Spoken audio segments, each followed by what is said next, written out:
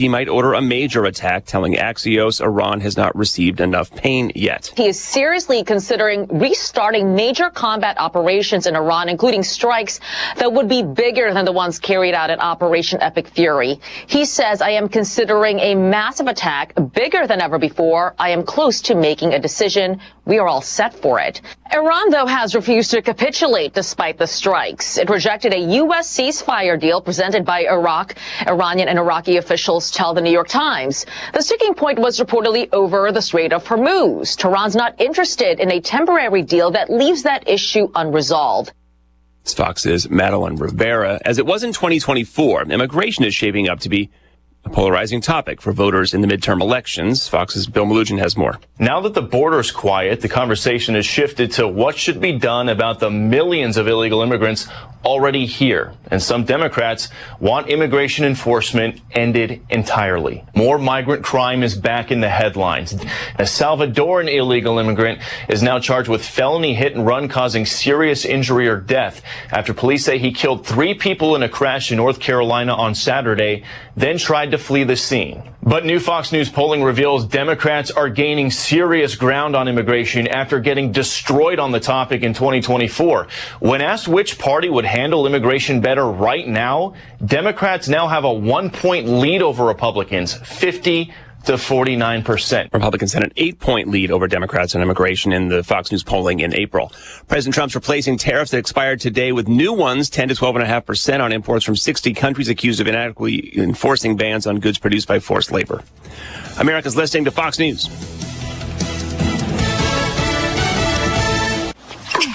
Point! Hey, you okay? You don't normally miss those shots. I just haven't been as regular lately, and it's making me feel sluggish. You should try Metamucil. It's been a game changer for me. Metamucil's plant-based psyllium fiber helps trap and remove the waste that weighs you down. Ace! You're moving better than you were last week. Definitely. Metamucil keeps you moving. These statements have not been evaluated by the Food and Drug Administration. This product is not intended to diagnose, treat, cure, or prevent any disease. Learn more at metamucil.com. My name is Whitney Allen, and I'm a widow. My husband, Ryan, died. We never thought we'd ever have to use life insurance, but the unexpected happened. With Ethos, signing up was fast and 100% online. You can get a quote in seconds, apply in minutes, and get same-day coverage. No medical exams, and you can get up to $3 million worth of coverage. I am grateful we were prepared. Get your free quote at ethos.com/term. That's ethos.com/term. Paid spokesperson. Time spent on application may vary. Online health questions required.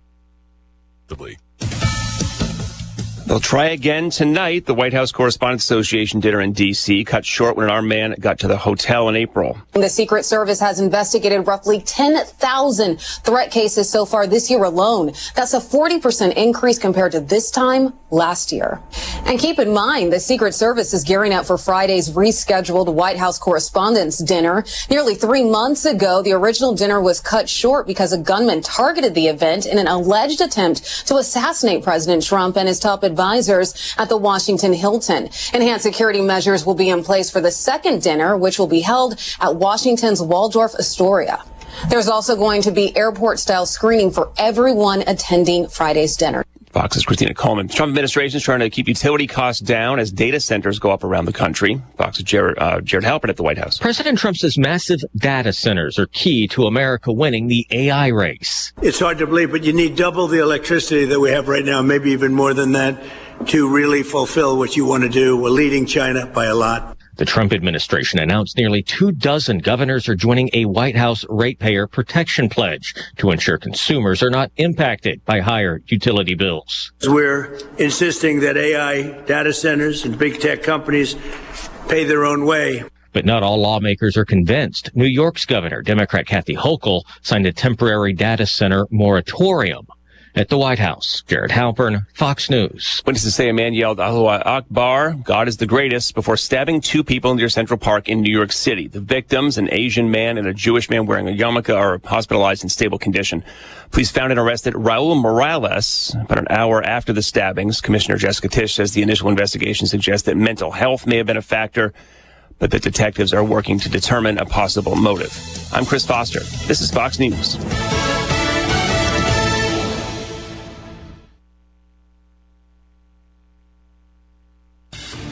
Here's Here's a look at local news. With 0 Point Cryogenics coming to Illinois, the company establishing its first location at the Illinois Quantum and Microelectronics Park on Chicago's South Side. 0 Point is a leading North American manufacturer of low-temperature cryogenic systems to support quantum technologies. The first federally funded electric vehicle charging station in Illinois, now up and running in Casey. State officials held a ribbon-cutting ceremony for the station this week. The facility was built through the National Electric Vehicle Infrastructure Program. The new station will make travel by electric car even more reliable and accessible in Illinois. Old Orchard Lanes and Links in Savoy being recognized for its long-standing role in the community. The family-owned business, operating since 1992, has expanded from bowling to include 2 18-hole mini golf courses and a popular dining lounge, remaining a staple along Highway 41. You're locally up to date from the Stevie J Broadcasting Newsroom. I'm Jim Miller. Thank you, Jim. I'm Diane Ducey. Our weather forecast brought to you by the Urbana Park District on August 1st and 2nd. They are going to have an art fair at Crystal Lake Park between 10 and 4 that's going to be outstanding. So mark that on your calendar for next weekend. This weekend, you might want to hit up Crystal Lake Park Family Aquatic Center or just learn more about their schedule of events at urbanaparks.org. All right, I'm going to hit that button. I'm Diane. Greg Solier joining me. Evidently, there was yes, ma'am. Good morning. A dog issue or something that Stevie was in the ER or something with Mosey in the vet ER. Oh. So we'll see if he comes around a little later today, but prayers on the dog issue that might have happened overnight. Exactly. Absolutely. They are just as much family members. Sometimes even better family members. How about you on the pet mode, Greg? I'm not even sure if you have cats or dogs or...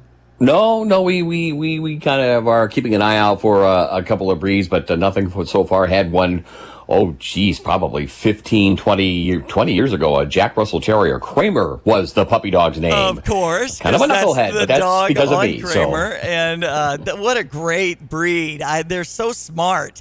Yeah. We're in their world. That's the way it works. So it's my understanding, having had one of those. Yeah, we get we're part of their pack, and they run the show, so to speak. So yesterday we were welcoming Jim Goss with ag business. He's a local farmer, and you were kind of updating us on how are we looking as far as the farmers go. And it looks like we could get some passing showers. Let's kind of come into the beginning of our forecast with that ag frame of mind, please. Yes, absolutely. And we do have some mention, and it's just that, a mere mention of rainfall, but by and large, and while, we get these pesky little spotty showers may get in the way of your pool activities over at the Park District, but at the same time, there's nothing out of control with any of these rains, and that's perhaps for some good news. Others in the agribusiness world, not so good, because the trend will continue to be going forward for the rest of the important growing part of the season there, Diane, that we're going to be in line for probably a drier scenario. So some of the rains we had here about a week to 10 days ago are going to have to hold us. And while there may be a little drabble here and there, it's just that bigger picture looks to be we're going to begin to re-teleconnect some of these dry, drought-ridden areas to Wisconsin, Minnesota, parts of Iowa, far northern Illinois, and begin to shift them southward with time. And no long-term heat, but, warm enough at times. But the general trend later this summer is going to be cooler.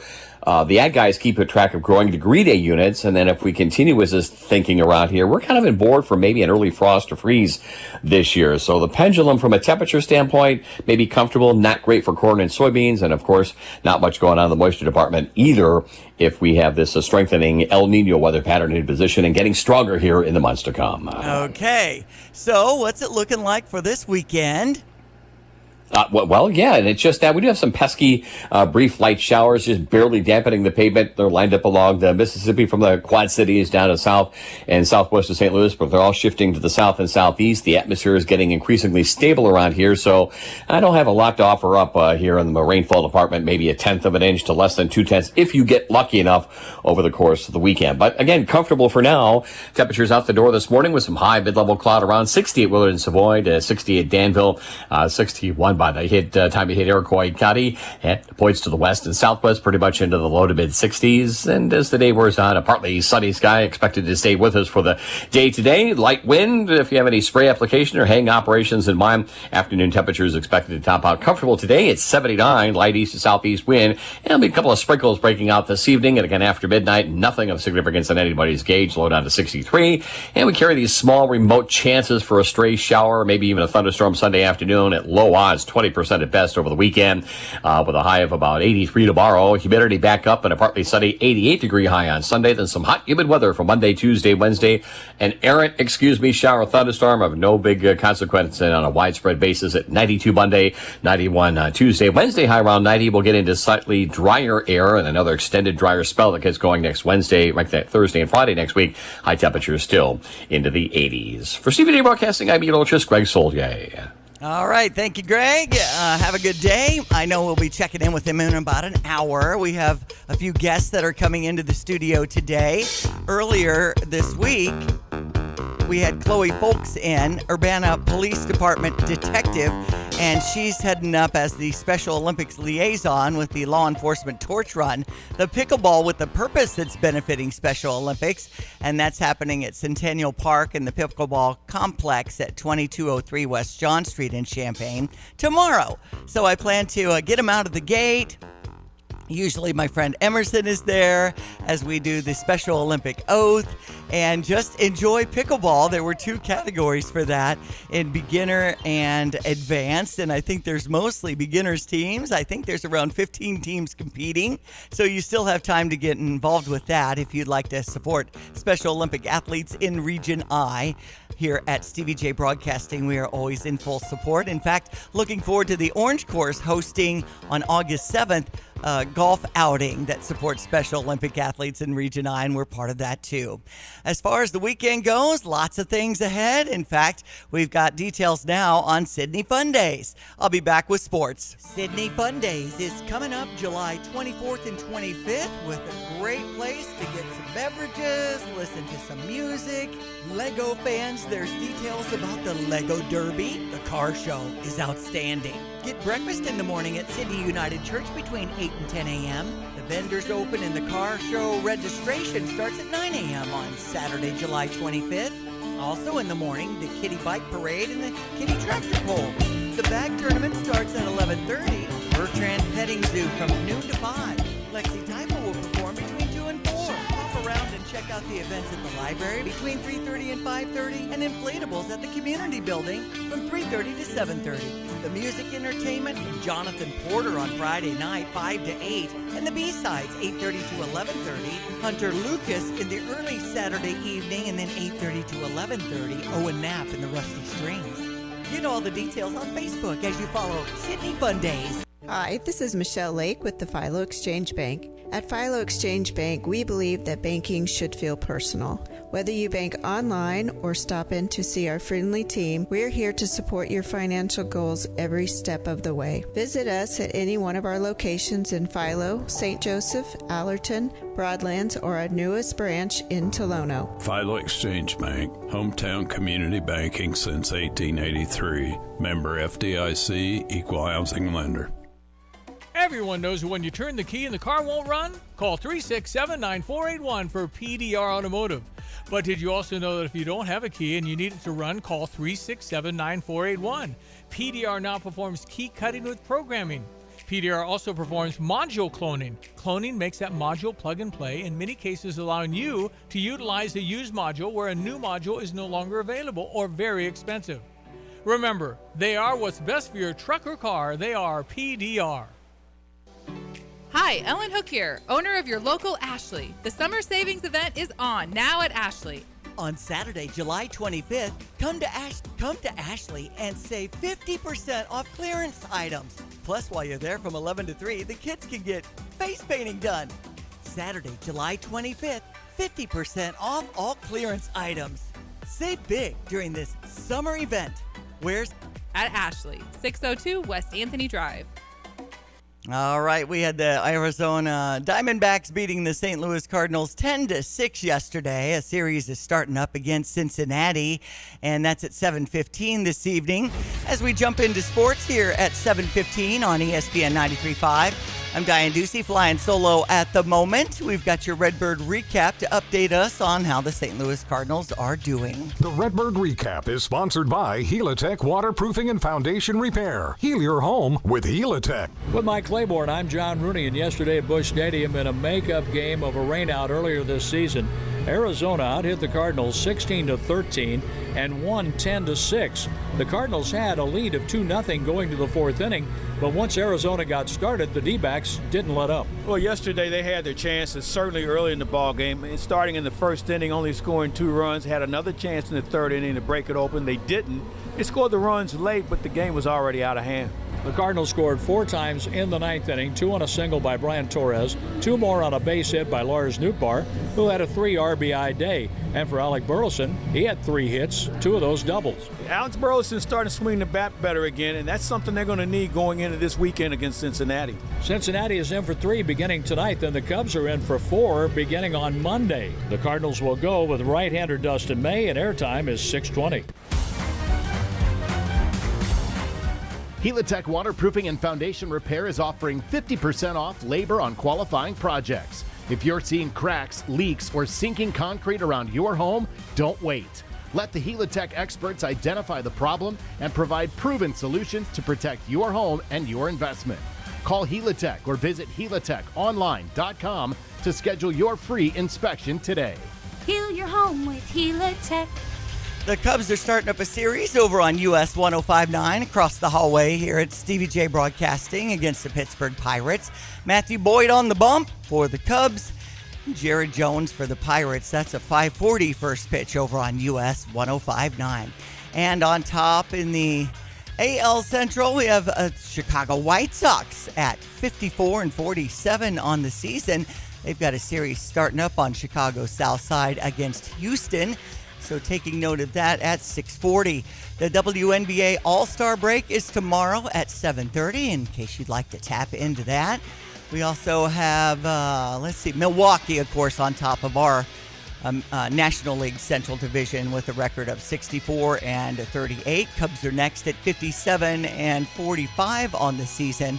And St. Louis Cardinals are 12 games out. It looks like Patrick Kane coming back to the Blackhawks. I know I had some Blackhawks fans taken to social media about that.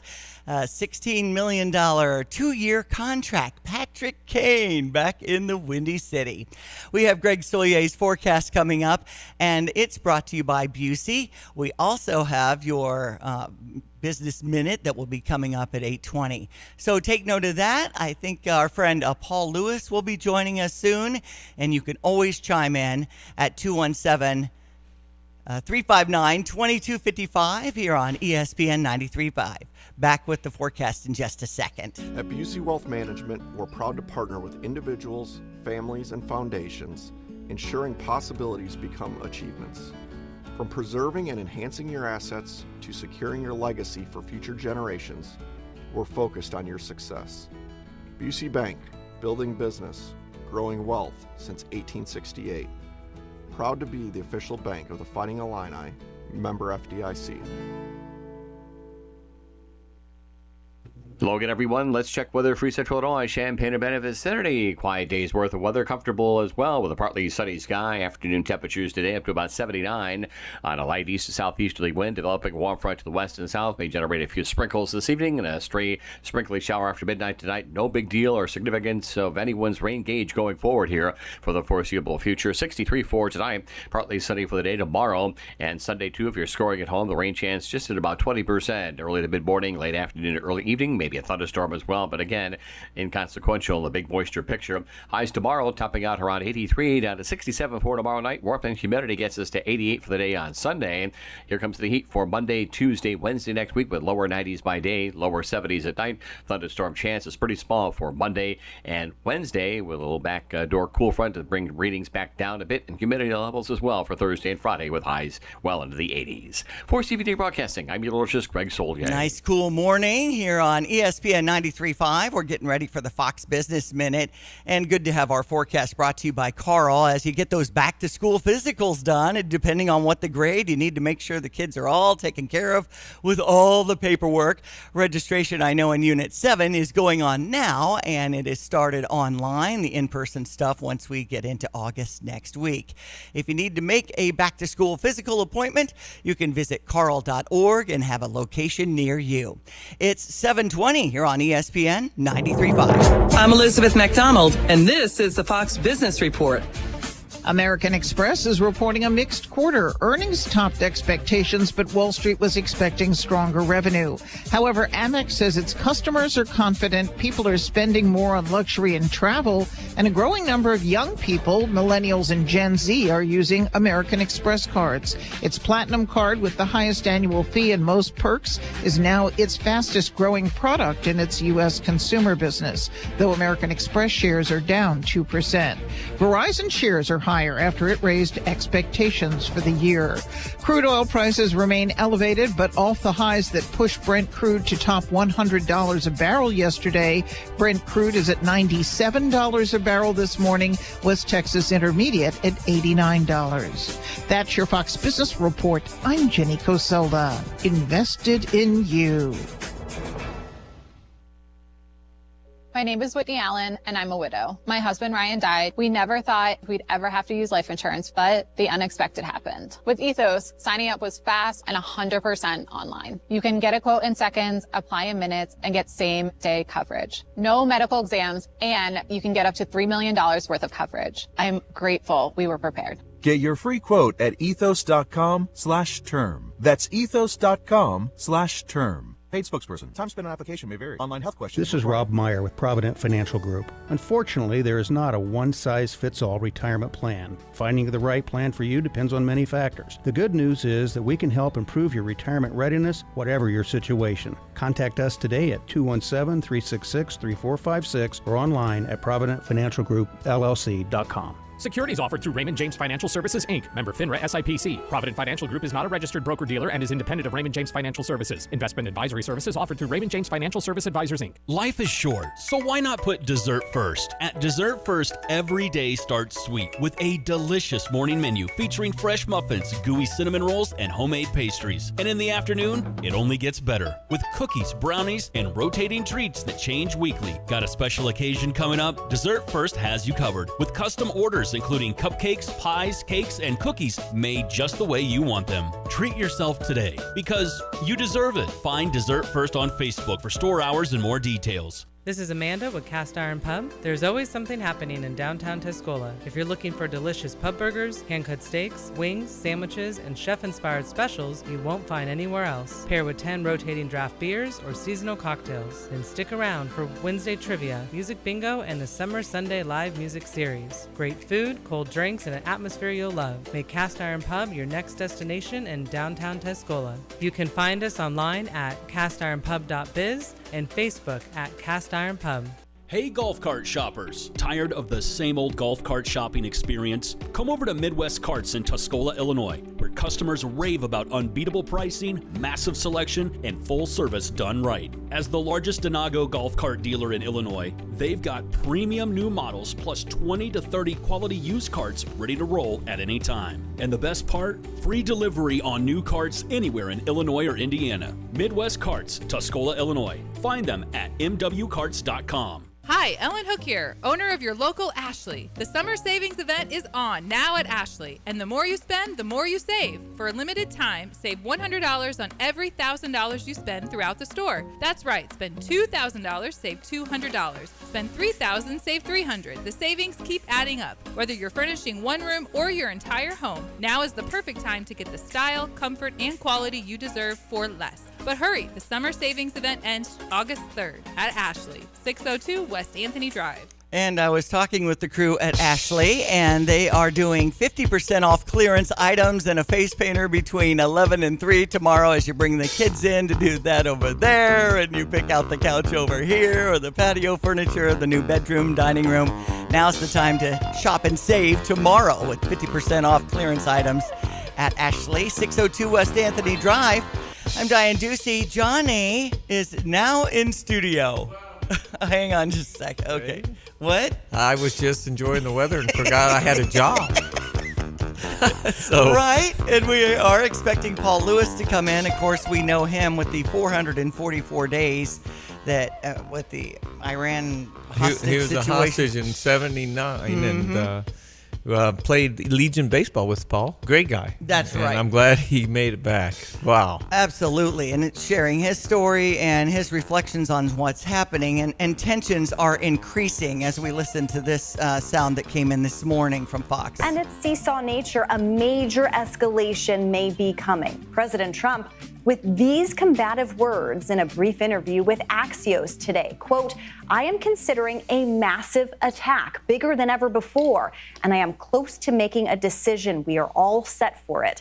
There are indications of a ramp up. More refueling aircraft have been deployed to Israel. B-1 bombers are leaving their UK bases, and perhaps most foreboding, dozens of medics are being sent to a U.S. base in Germany to provide any needed medical support.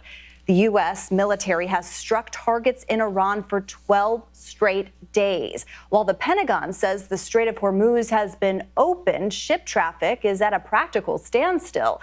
The recent increase in fighting has pushed oil prices back above $100 per barrel for the first time in 2 months. And now the president has added a new demand into an already demanding situation. After signing a nuclear accord with Saudi Arabia, Trump says that agreement hinges on the Saudis signing the Abraham Accords, which would mean they would recognize Israel and establish diplomatic relations, which they have refused to do. Thoughts, Johnny? Well, I think that the political environment greatly depends on opening the Strait of Hormuz because so much is hinged on that. And it seems like they could get a lot of ships through, but not everyone. And the insurers are not going to pay, and the shippers aren't going to risk their ship until they're sure. And so we were sneaking some through for a while, and I guess the reports are none. But yeah, that's where oil goes up, gas goes up. Oh my gosh, and it affects. Look at diesel fuel, look at travel. Yeah. And so it's big, and we need to open the strait. That basically, I think the consensus is they're still working on the nuclear weapon, but it isn't going to be anytime soon. And so the mission, open the strait. And we tried diplomatic approach, and it's clear that's just not happening with certain people who are in Iran that keep firing at the ships. So I guess the objective is to reduce their capability of doing that to next to nothing. And that could take who knows what. We don't know. I think they got to be getting close. But we didn't really hit that coast along the strait the first 40 days or however long. And now I think we've been just pummeling it. But more to go, and if he starts with the power, and the transportation bridges, then Iran's going to be in really bad shape. It's just too bad. It's a shame, and most people over there have nothing to do with this. Bear that in mind. But. Yeah, 217-359-2255. If you have any reflection on our conversation today, I'm Diane Ducey. Johnny is in studio, Stevie's brother. Stevie had a situation with his dog in an emergency room visit, so and he was just getting called in to the doctor or something, so that's why he couldn't join us as he had planned. So I think Paul Lewis might be coming in the door. I see. Good morning, Paul. Welcome to our studios here in downtown Philo. As we'll get into that in just a moment and welcome you into the conversation.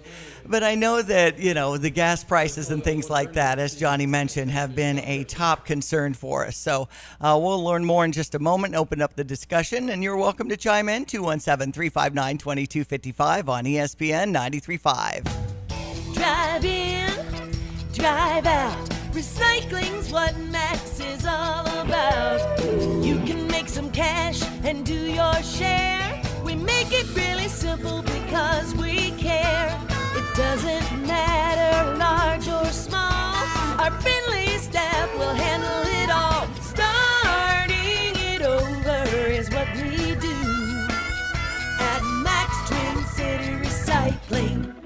Looking for something truly unique? Discover Sweet Petunia at the Tuscola Mall, where vintage charm meets modern style. With over 100 vendors and consigners across 16,000 square feet, you'll find antiques, collectibles, home decor, and one-of-a-kind furniture you won't see anywhere else. It's bright, clean, organized, and surprisingly affordable. From timeless treasures to seasonal finds, there's always something new waiting for you. Come explore Sweet Petunia in the Tuscola Mall. Your next favorite piece is already here.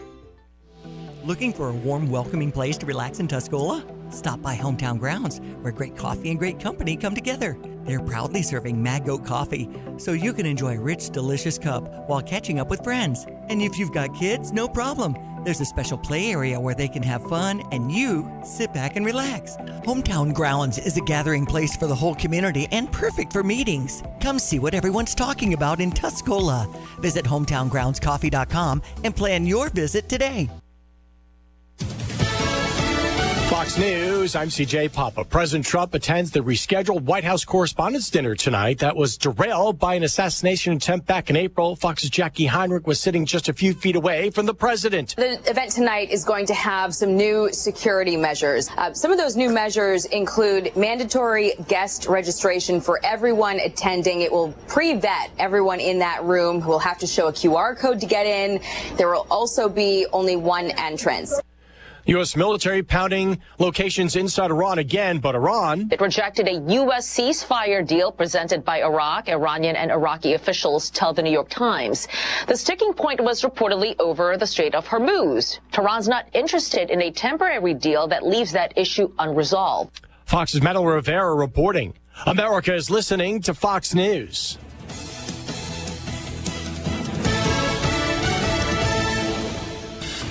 Here's a look at local news. After nearly 4 years on the market, the County Fair Shopping Center in Champaign sold. Long-listed property transfer marks a significant commercial change for the area. Details about the development not released. Mosquitoes in Champaign and Vermilion counties testing positive for West Nile virus. Health officials say no human cases have been reported, but monitoring is increasing as summer conditions favor mosquito activity. Downtown Mahomet preparing for the Midwest Muscle Strongman fundraiser July 25th. Organizers say the event will turn the area into an outdoor arena featuring strength competitions, community activities. The fundraiser aims to draw visitors and support local programs. More than 24 Champaign County businesses receiving red or yellow health placards in the first half of the year. Inspectors found violations including improper food temps, mold, and sanitation issues. Several restaurants, including Wok and Mahomet, were cited. You're locally up to date from the Stevie J Broadcasting Newsroom. I'm Jim Miller. It's Sunday Fun Day, and between 1 and 4 at Route 45 Wayside in Pisodum, they'll have the band Surreal Deal performing. They can go off on Grateful Dead stuff. It's just kind of a classic rock type band, and they're terrific if you want to chill. On Sunday, we have Surreal Deal performing at Route 45 Wayside. It is 7:33, and here's Greg Solier's forecast for the weekend. Hello again, everyone. Let's check weather for Central Illinois, Champaign and Benton vicinity. Pretty quiet weather picture for the next several days. Well into next week, we'll see a little boost on temperature and humidity levels across the area. No extreme heat or humidity expected, but certainly more typical of mid to late July, and diminishing rainfall chances going forward here in the days and weeks to come as well. Partly sunny for the day today, up around 79 and a light east to southeasterly wind. There will be a couple of sprinkles around this evening, and again towards and after the midnight hour, low down to 63. Tomorrow partly sunny, just a slim chance as well as Sunday for an isolated shower, perhaps a thunderstorm in the afternoon, but low odds at 20%. Highs tomorrow at 83, down to 67 for tomorrow night. More warmth and humidity at 88 with a partly sunny Sunday, up to 92. And again, a small chance for an isolated shower, thunderstorm mainly in the afternoon. 91 Tuesday, thunderstorm chance Wednesday at 90 with highs in the middle and upper 80s. Humidity eases down just a bit for Thursday and Friday of next week. Overnight readings as well, falling back into the 60s. For Stevie J Broadcasting, I'm meteorologist Greg Solgay. And I'm Diane Ducey. Stevie J out this morning. As far as we know, might be checking in a little later. We'll see how that goes. Johnny, it's been a good morning. 63 right now. It's terrific weather. Well, and plus Paul Lewis is here, a friend of mine from Legion Baseball. And he had did a stint with the military and had quite an adventure in 1979. That's a good way to put it. Paul. You know, in October, a friend of mine found me. We were duty partners in Budapest, and he's an attorney out in New Jersey, and he said one Monday morning, and one of his partners came in and said, "Hey, I was flipping around the TV, I saw this hostage show, and the guy said your name," and we had dinner in Bourbonnais. He had a meeting in Chicago. We met in Bourbonnais and spent about 3 hours, and I didn't know this. He said he volunteered too. He was a little ticked off because I got the call. He said, "I landed in Lisbon. I was really glad you got the call." Wow, that's amazing. Yeah, and so you got there. What month was that? Right. Can you take us back? November 3rd. Okay. And I was having breakfast before going on duty in October, and one of the TCU guys came down, telecommunication guys, and boy, we're really antiquated. Those guys used to have to find satellites to send stuff. But he goes, "I'm not supposed to show you this, but you should know." And it was an eyes only for the ambassador, and they said they're letting the Shaw in that day. I got you. And I just said, wonder where they'll send me. I assumed there wouldn't be an embassy by then, but they waited for me. Okay, so you got there November 3rd of 1979. 1979. About 14 hours later, they attacked the embassy and did a tour of the. I did a tour, and there was a rocket damage to the consulate where they shot an RPG, and there's some impact areas on the compound, and again he was saying, yeah, sometimes they shoot a rocket, and he said if the guards at the gate shoot at your feet when you're coming through, don't worry about it. I got and you. We did the tour, and they hadn't repaired the place from they got shot up bad in February of '79. They hadn't even repaired it. There were 2 rounds hanging in the glass at post 1. And I said, boy, Gunny, I spent a couple years in the infantry in Budapest, and I'm not afraid of anything, but I'm scared to death. You guys are like the frog in the water. Okay, right. Yeah. Because everybody was talking about this demonstration coming the next day. And he said, a few million people wander by. Sometimes they come over the wall, and militia come and get them. He said, no, this is not normal. And we had 14 people to guard 27 acres. Okay, and that's a little light. Yeah, and we carried shotguns. Oh, no kidding. Yeah. We had some stuff in the vault, but, and the rules of engagement were really tight. You can't just shoot people because they come over the wall. It has to be in danger.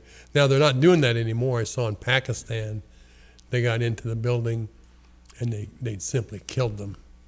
And then while they were running away, the police were shooting from the other side as the police came. So it's... So you get to the U.S. Embassy.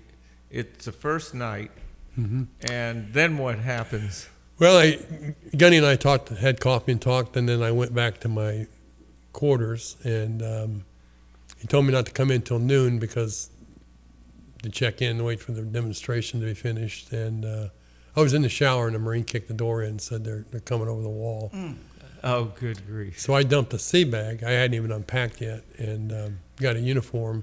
Didn't pick up my passport, ID card, anything. So and by then we were cut off. They'd already cut we lived across an alley in an apartment building. The Marine house was still burned up from the February attack. And there were 5 of us. We called in and told them where we were at, and they said that just hang tight, that we'd barricaded the door, and they told us to take it down. We didn't want to cause a conflict. And I asked the other guys if, and as luck would have it, I was a senior sergeant. So I said, can you guys find us to a Western embassy? He said, oh, yeah. So I called and said, we're going to go out the back. I think we can get out the back and go to a Western embassy. But they said, no, we don't want people out in the street. Just stay where you're at till help comes. And help never came. Right. A couple other times, Yazdi, when he was gone by then, he rounded up a militia. And they said in February when we were being attacked, and they literally tried to kill everybody. They had crew-served weapons on the buildings. Luckily, we didn't lose anybody, but the Marines on duty didn't know who the good guys and the bad guys were because they were all in field jackets. Some had different armbands. And Colonel Schaefer, he's passed away now, was there that time. And I said, I read that the Marines didn't shoot anybody. He goes, no, maybe not, but they're 8 dead of buckshot. So it was a pretty hairy day. But nobody got killed from inside the embassy that day, I guess. No, they were lucky. They had the only thing security improvement they did, they put a all the windows were covered in quarter-inch steel, so they couldn't shoot down into the office. But you didn't have any ID on you because you were just getting out of the shower and just putting on, barely got dressed. Right, and I didn't know. I only knew like three of our people. Right. And so they took me away with the spies. They assumed I was a spy of some sort since I didn't have ID on. And I don't know. Within 30 days, they found my apartment and my stuff, and I went into GP. And you know, the odd thing about the early days, there were some very, very compassionate medical students that guarded us. Very delightful guys. The Iranians, they were just like a peaceful protester or something. Yeah, I think that they were thinking they would, and they explained to me, we're going to keep you 2 or 3 days until we make our point that you can't send the Shaw back. And they apologized for inconveniencing us. They'd let me take my handcuffs off when there weren't other guards around. They'd apologize after I come back from an interrogation. And then suddenly all the good guys left. Huh. And just had future IRGC people. And I think about day 10, I noticed that they were taking military equipment out of plastic. And things changed. I thought, now I got to, this is going to go on a while. I had to decide how to deal with it. And I'm 22, and I'd read all the Vietnam books. I said, if they keep me like Alvarez, I could be almost 30 when I get out of here. Oh, no. So how do you stay positive when those kind of thoughts come into your head? So I once they kind of divided us and put us in, roomed us up, I just started working out, because I was trying to sleep. In the early days, I thought, okay, if they come in, I'm tied to this chair and blindfolded. If I hear shots, where would I roll to not get caught in a crossfire? Because I assumed it wasn't going to be Delta. It was going to be one militia and another. They kind of spray and pray. But and then I thought, how do I deal with this? Wow. And so I thought the better I just started working out, and the better I felt physically, the better I felt mentally. And by the time it was over, I was working out about 6 hours a day. And how about the nutrition, Paul Lewis? Well, morning was bread and cheese. I like goat cheese, so that wasn't bad. And the main meal was at lunch, and it was pile of something. Some was pretty awful. You couldn't. But I decided I was going to eat everything. I was going to eat everything I could get, stay in shape, and walk out. But some days you couldn't breathe while you ate it. I mean, oh dear. You taste as much in your nose as your mouth. Yeah. But and I always found it odd when they had goat cheese or something. I think they butcher with a chainsaw. There was always bone shards. Oh man. And you had to flip the bread over because they cook it. They throw it up on a earthen oven. They throw it on the top and it sticks. So when you got your bread in the morning, you had to check the back for rocks. Gosh. And my biggest fear early was getting a cavity. And I found a toothpick, and I read that Indians used a flat stick. So I worked my gums a lot because I thought, nothing could be worse than getting a cavity. And I saw Marathon Man, so I didn't want to do that. There you go. Oh, man. Well, it's Paul Lewis, Marine, who was telling us about 1979 in the U.S. Embassy in Iran, where he was taken hostage. Meanwhile, right then, we had an election between Ronald Reagan and Jimmy Carter. Did you know anything about what was going on in that? No, we were completely isolated. Only when after they kind of broke down, there was a good guy, bad guy thing. The good guy was Hamid the liar. And he was always trying to get me to write a statement. I engaged with him more than the others because I was trying to just get a piece of news out of him, what the price of oil was, if nothing else. And I didn't, so we didn't really know what was going on. But when the election was over late, the attitude changed. And I voted for Reagan in '76 in a primary, so I guess you would say that was my choice. So, so you had your guy in. Well, that must have been good. Did you hear that he had won, or? Yeah, they told us. Okay. And we really played it up. What cowboy was. Okay. I don't think I've ever said this publicly, but before the first Christmas, they made a big deal about bringing clergymen in, and I thought, they're kind of religious zealots. Maybe they would respect the holiday, and I thought, what kind of propaganda coup would they get if they let us go on Christmas? So I was ready to go home. But one night I was arguing with Hamid the liar, and I wasn't going to sign a statement, but he was trying to. He goes, I don't know why you don't do this. Nobody cares about you anyway. And I said, well, I'm sure our country does. What kind of statement was it? Just how great they were treating you? Or? Yeah, I just denounced the United States for letting the Shaw in. I see. Yeah. I got you. So he said, I'll prove it. And I said, well, you say that every time you're going to prove something. Right. That night he dumped a box of classified material. And the first thing we saw were multiple passports and a log of who came under what name and left under what name and where they went. So I divided them up and said, again, think we're going to be home in a few days. We got to divide this up and memorize it because there's some guys that went to Eastern Europe. They're in trouble. They were under. I assume they were intelligence people, but they weren't working undercover. They didn't have diplomatic immunity. And then I started pouring through it, and in Budapest we saw a lot of classified, so I know what it looks like. And then I saw back in the fall, a bunch of message traffic between the embassy and Washington. All the security and intelligence and military people are saying you can't do it now with us here because it's indefensible. The least you need to do is put us in a small nondescript building with no ground floor access.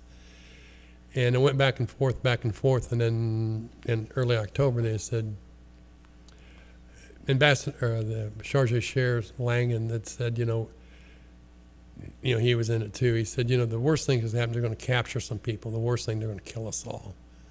And then the message came back, get ready, he's coming in. That's the Shah? Yeah. Okay. So that's the message I saw in Budapest, that they had announced that he was going to come in, I think the 22nd October. So wait, the Shah was coming back into Iran. They didn't want... No, he was in the Bahamas or Mexico or somewhere, and the U.S. bringing him back to protect him in the United States. Correct. And so the Iranians were protesting that we were helping the Shah of Iran, and that's why Death to America started. Yeah, and this debate went back and forth if it was appropriate, and the people there said, no, you can't do it while we're here. I see. And Washington didn't really want to hear it.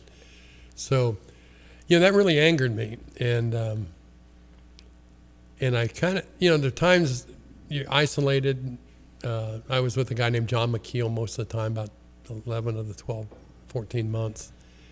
And, you can only tell so many stories. And when I'd really get angry and want to lash out, I thought, I got to walk home someday and say I wore this uniform and I brought no dishonor on it to somebody that was in Iwo Jima or captured in Hanoi Hilton. So when I really got angry, that's kind of what I held on to the entire time. Right. Did you talk any about being such a good baseball player with John Cacciatore back there? Yeah, I told him you're pretty fast. Okay.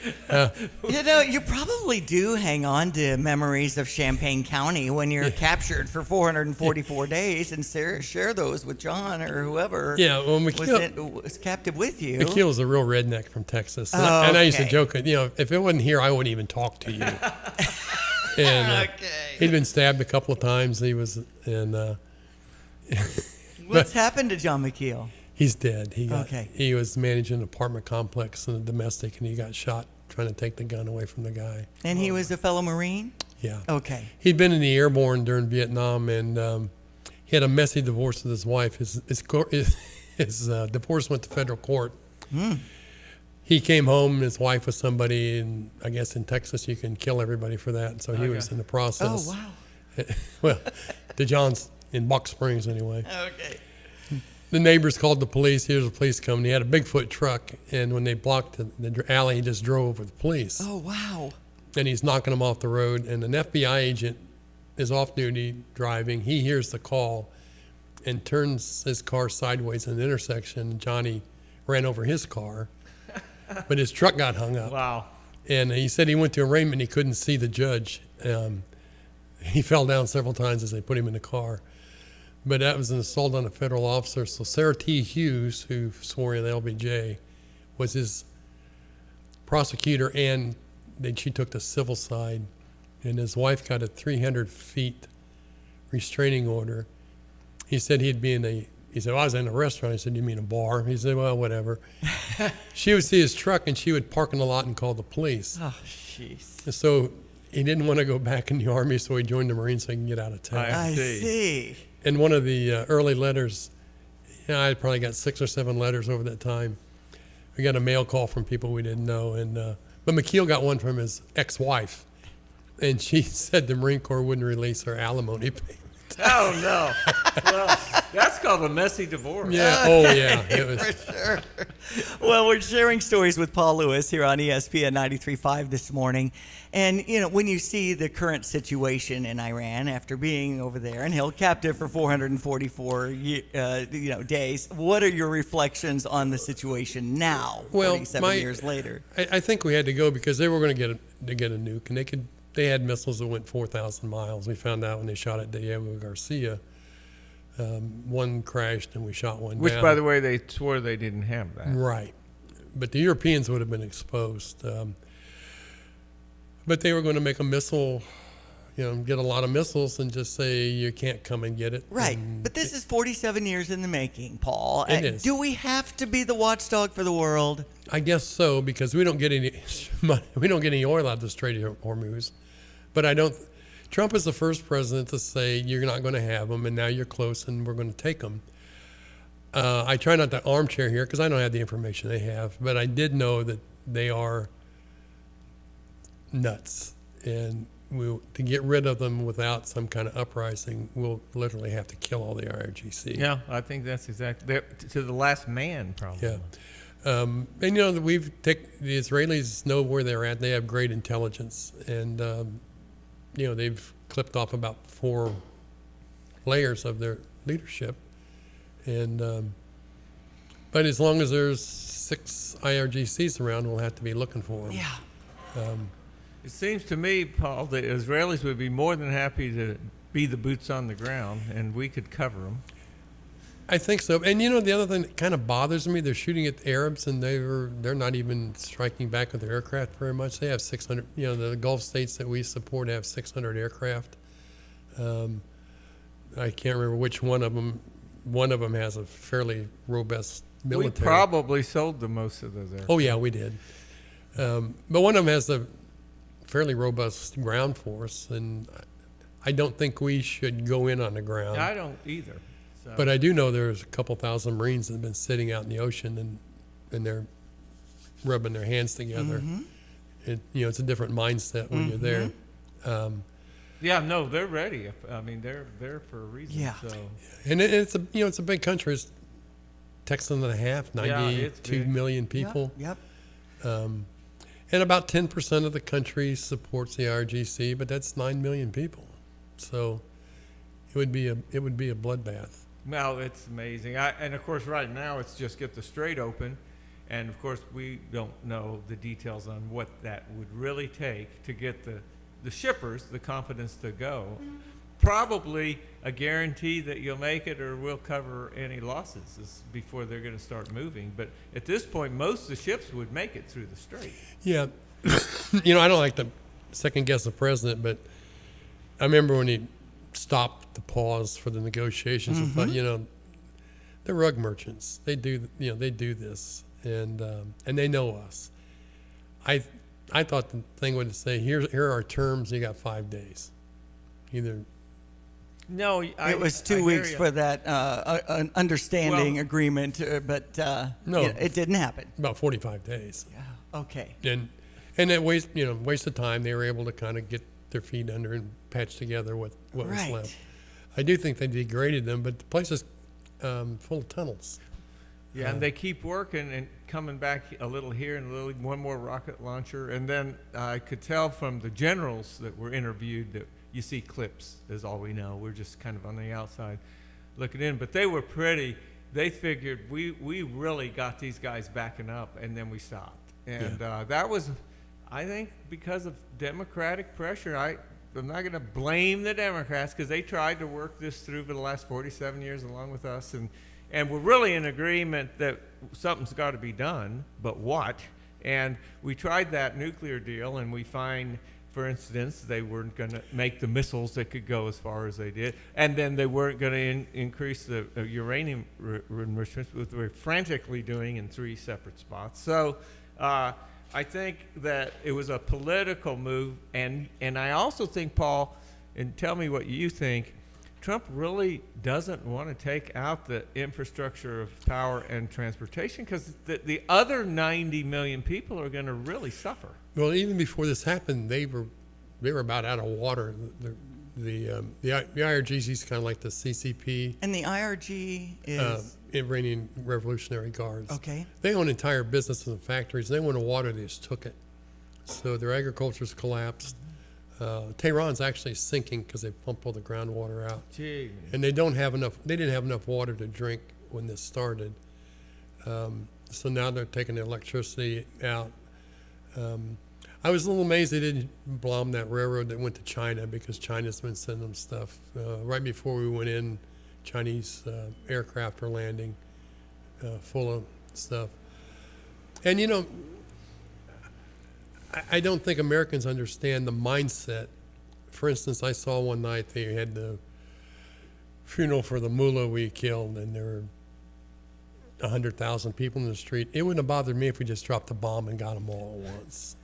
Because that's really what it's going to take to win. You're going to have to kill a lot of people. Well, that's what we just don't like that idea. And absolutely. we're not, I mean, the citizens that are involved, and even though, you know, they're being coerced probably to be a part of this. No, some of them, I mean, they're radicals. They're still, I don't know how you can like it. But, you know, it's sort of like socialism that, you know, all of you guys follow these rules, but in the meantime, I've got a Swiss bank account and I live in a guarded, gated community. Mm-hmm. No, I think too, Paul, we're just a little soft, I would say, in terms of the warrior mindset. Thanks to you and guys like you, we've had quite a period of pretty much peace. Yeah. And since Vietnam, we had the Gulf War, Yep. and then Afghanistan, but no real world wars or threats of a nuclear holocaust. And we like it here. We just want low gas prices. What's the matter here?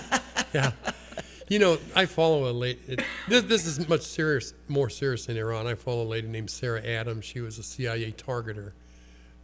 She found people that the CIA wanted to get. She identified all the guys in Benghazi. Okay. We took one off the low-hanging fruit, but we didn't get the rest of them.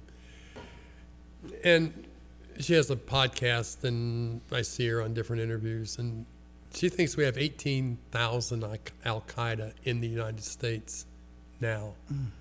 By having, they don't come through the open border. They come with other IDs. Hamas is training in Afghanistan right now, refitting. Mm-hmm. There's kind of a loose alliance between all these terrorist groups, and they want us, but they're getting here legal. You know, we're paying Afghanistan like $80 million a week in food, and please don't attack us. I can't really hardly believe that, but it's true. And this is some of the stuff that this Sarah Adams is saying too. Yeah, Okay. There's been congressional floor fights to try to stop it. I don't know why it's not stopped, but they're still looking to come and get us. It's not over, and I think we need to have a lot more FBI people working domestically. And you know, kind of like on the Patriot Act, I said, I don't want that, but you can hire another 40,000 FBI agents. So we have to wrap up for the top of the hour, and I don't know if you can stay on or not. And I certainly open up. I don't know if we've touched the tip of the iceberg here. Exactly. I can go a while. Obviously, we're talking with Paul Lewis, who was held for 444 days in captivity back in 78, 79, and then when we had this 79 to 81. Okay, and then of course when Reagan took over right after he won the presidency is the day you were freed then. When he got sworn in, actually. That's right. Yeah, it wasn't Jimmy So you Carter. had to go into 81 before you were released. And Man, we sat on the runway for about 40 minutes waiting for the inaugural. I bet that was pretty tense. Yeah. After that long, you're like, are we really getting out? But we have the top of the hour news, so I don't want to jump into too much here. Got to think of the production schedule. Exactly. So I'm trying to make sure we're staying on schedule. And I'm Diane Ducey, Brother Johnny Ann, and of course Paul Lewis. A riveting discussion, and thank you so much for your service. It doesn't seem like that's really a legit statement to say. You've just been through so much. So we're ESPN 93.5, and we will be taking our Fox News and the weather and local news with our Jim Miller. Thank you so much for being here on ESPN 93.5 this morning. It's Friday. You're listening to WSJK ESPN 93.5 Tuscola, Champaign-Urbana, your home for the St. Louis Cardinals. Not enough pain. I'm Chris Foster, Fox News. There have been 13 straight nights of airstrikes in Iran, and President Trump says he might order a major attack, telling Axios Iran has not received enough pain yet. He is seriously considering restarting major combat operations in Iran, including strikes that would be bigger than the ones carried out in Operation Epic Fury. He says, I am considering a massive attack bigger than ever before. I am close to making a decision. We are all set for it. Iran, though, has refused to capitulate despite the strikes. It rejected a U.S. ceasefire deal presented by Iraq. Iranian and Iraqi officials tell the New York Times. The sticking point was reportedly over the Strait of Hormuz. Tehran's not interested in a temporary deal that leaves that issue unresolved. It's Fox's Madeline Rivera. As it was in 2024, immigration is shaping up to be a polarizing topic for voters in the midterm elections. Fox's Bill Malugin has more. Now that the border's quiet, the conversation has shifted to what should be done about the millions of illegal immigrants already here. And some Democrats want immigration enforcement ended entirely. More migrant crime is back in the headlines. A Salvadoran illegal immigrant is now charged with felony hit and run causing serious injury or death after police say he killed 3 people in a crash in North Carolina on Saturday, then tried to flee the scene. But new Fox News polling reveals Democrats are gaining serious ground on immigration after getting destroyed on the topic in 2024. When asked which party would handle immigration better right now, Democrats now have a 1-point lead over Republicans, 50 to 49%. Republicans had an 8-point lead over Democrats on immigration in the Fox News polling in April. President Trump's replacing tariffs that expired today with new ones, 10 to 12.5% on imports from 60 countries accused of inadequately enforcing bans on goods produced by forced labor. America's listening to Fox News.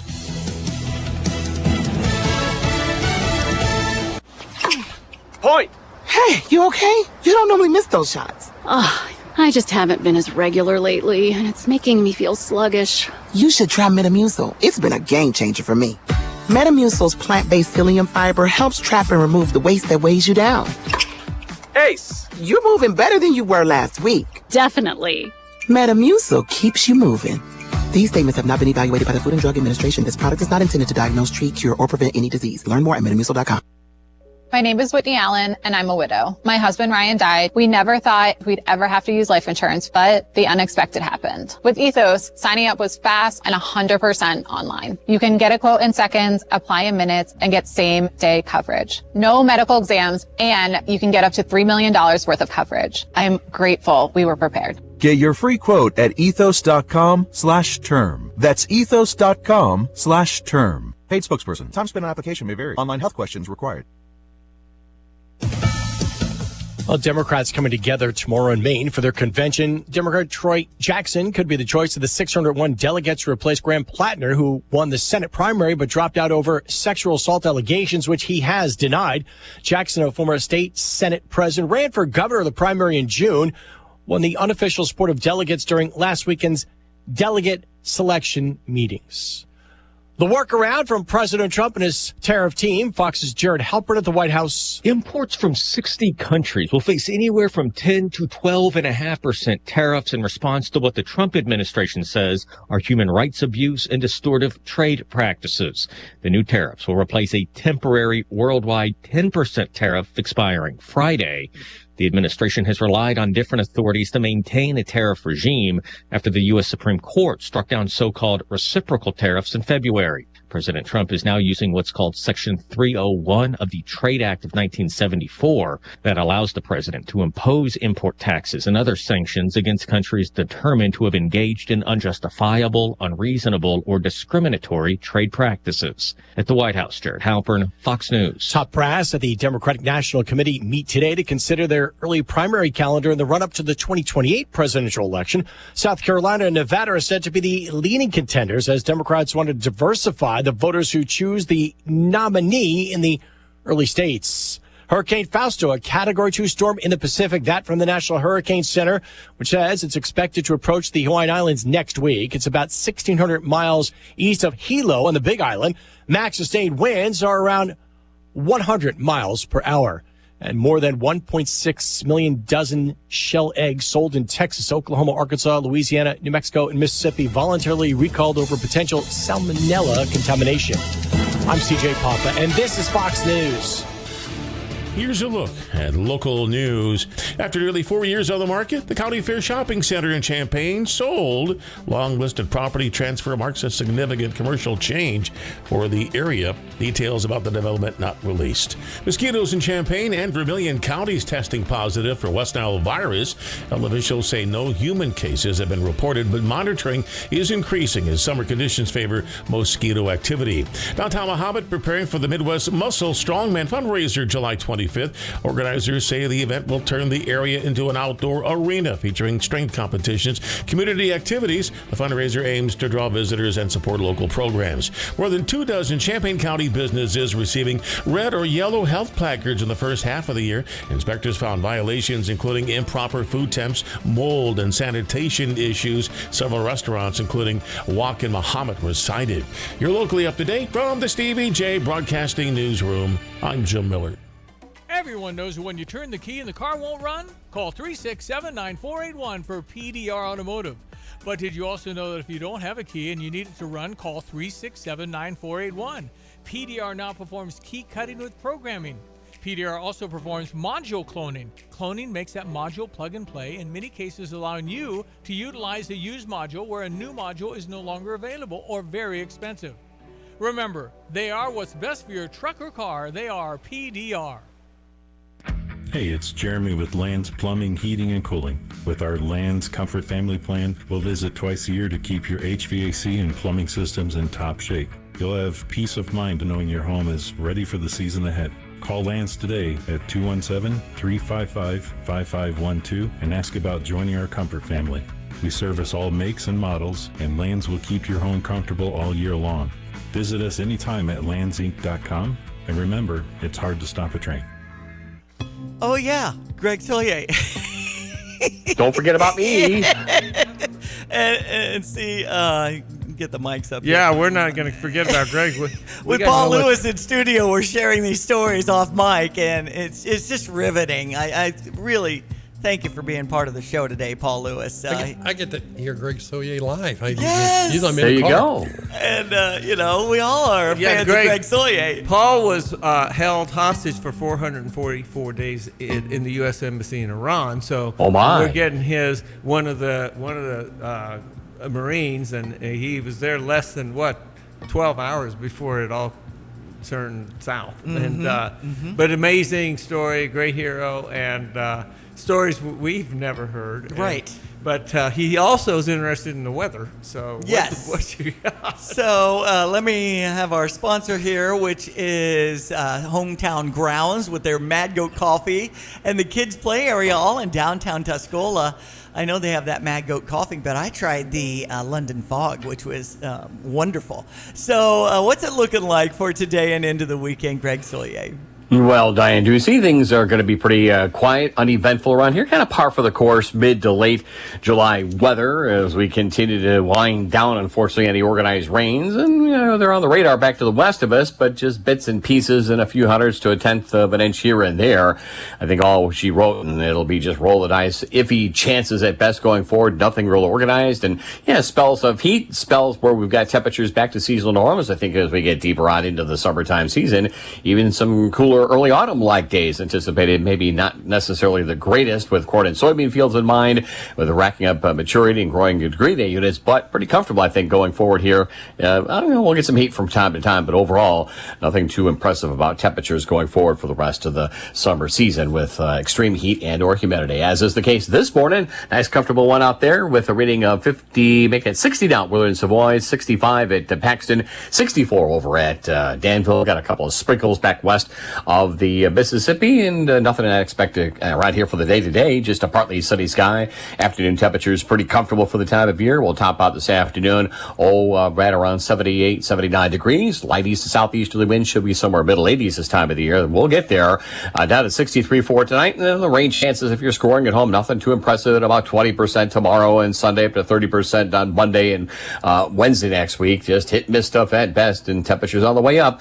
Down to 63 for tonight, 83 tomorrow, and 88 on Sunday. Heading into the lower 90s, more humidity Monday, Tuesday, Wednesday. We'll back temperatures down a little bit next Thursday and Friday with highs in the middle and 80s. And again, not much going on in the moisture department noted anytime soon here across our part of the Eastern Core Belt. For CVD Broadcasting, I'm meteorologist Greg Solier. And Stevie J out today with the situation with his dog Mosey and being in the ER and the vet and all the things that go along with that. So I'm sorry he's missing out on Paul Lewis being in studio today. And I want to hear about, so when we stopped talking, Paul's been hostage in Iran for 444 days. He's on the plane, on the runway. What are you thinking? And you're sitting there and you're not going anywhere, and you're like, what's next? We did 150 head counts to make sure everybody was on the plane. And when my bus was leaving, in the last 30 days, they moved us to like a Sheraton with bars on the windows. It's pretty good quarters, and they were feeding us a lot of protein, and getting our weight back up. But a guy named Mike Matrinko, he spoke Farsi. He'd been there in the Peace Corps earlier, and he was out in, they had him, he was at the consulate up in Tabriz, and they literally had a rope around his neck ready to hang him. Whoa. And some locals that liked Americans got him down, but he was missing for several days. And but he spoke Farsi, and he's a tough, mentally very tough guy. While we're getting on a plane, we can hear the Iranians talking Farsi. I guess they insulted us, and he insulted their mothers. They drug him off the bus and beat the snot out of him, and we drove off. Whoa. So, and I talked to him later. I said, how did you get back? And he said, well, some guy ran out and said, put him in a car. He has to be with that bus. So he rode in a Mercedes behind the bus. Okay. But we were on the bus thinking, what happened to Matrinko? Right. Is he going to make it? And then he kind of wandered up. He's all scuffed up. Oh, man. That wasn't the smartest thing he ever did. He did. He was like that the entire. He could speak the language and they'd forget, and he would insult them back in their own language, and they didn't like it. We were talking about what you have done since and where you're at now, Paul. Kind of off microphone, and you had become a University of Illinois student then when you returned. Maybe we should pick up there. Well, I went to Homer High School. I mean, I had most of the classes. A lot of the classes are bigger than in my town, and I'd been out of school for 5 years. I was always a pretty good student. I read a lot so I could read and retain. I didn't break any sweat over it. Before we go, you got back in January to the U.S.? Correct. And then by April, you were out of the Marines. I got out, in mid-April. I had a convenience of government on my ID card, which means I raised my hand. They had let me out in 5 days. What was your total time in the Marines counting to 440? 63 months. Okay. It took me 63 months to do a 4-year tour. Yeah. Okay. Wow. You have to extend to go on embassy duty. Okay. And then was that the Mardi Gras you made to New Orleans in February? Or yes, it was. John, you saw him in the I parade. saw the Marines. I said, I know one of those guys. Now, I didn't really pick you out because you had your dress blues on. Yeah. And, I was telling you earlier, things had kind of settled down. We were on convalescent leave, and the press had finally left the front yard. And a captain my mom picked up the phone back when it was stuck on the wall and said, there's some captain from headquarters of Marine Corps wants to talk to you. And I thought, it would have been Quantico. I wonder what that's about. So I answered. And he told us my old roommate, Johnny McKeel, was going to be King Bacchus because he was from Texas, closest one to New Orleans. Closest state. So, and he said, but Johnny won't do it unless you guys get your own float. And that's the king of one of the bigger parades Right. on Sunday. Right. And all these major floats with all kinds of themes, and they wanted Paul and his fellow Marines Right. on that float with their fellow Marine king of That's Bacchus. right. No, And we it's were right behind before the Nottingham. King's float. We were the next float. Right. But A little bit of a Grand Marshal type of situation then. and it was anyway. After I said no, then a warrant officer called back and said, did the same thing. And I said, I really don't want to go.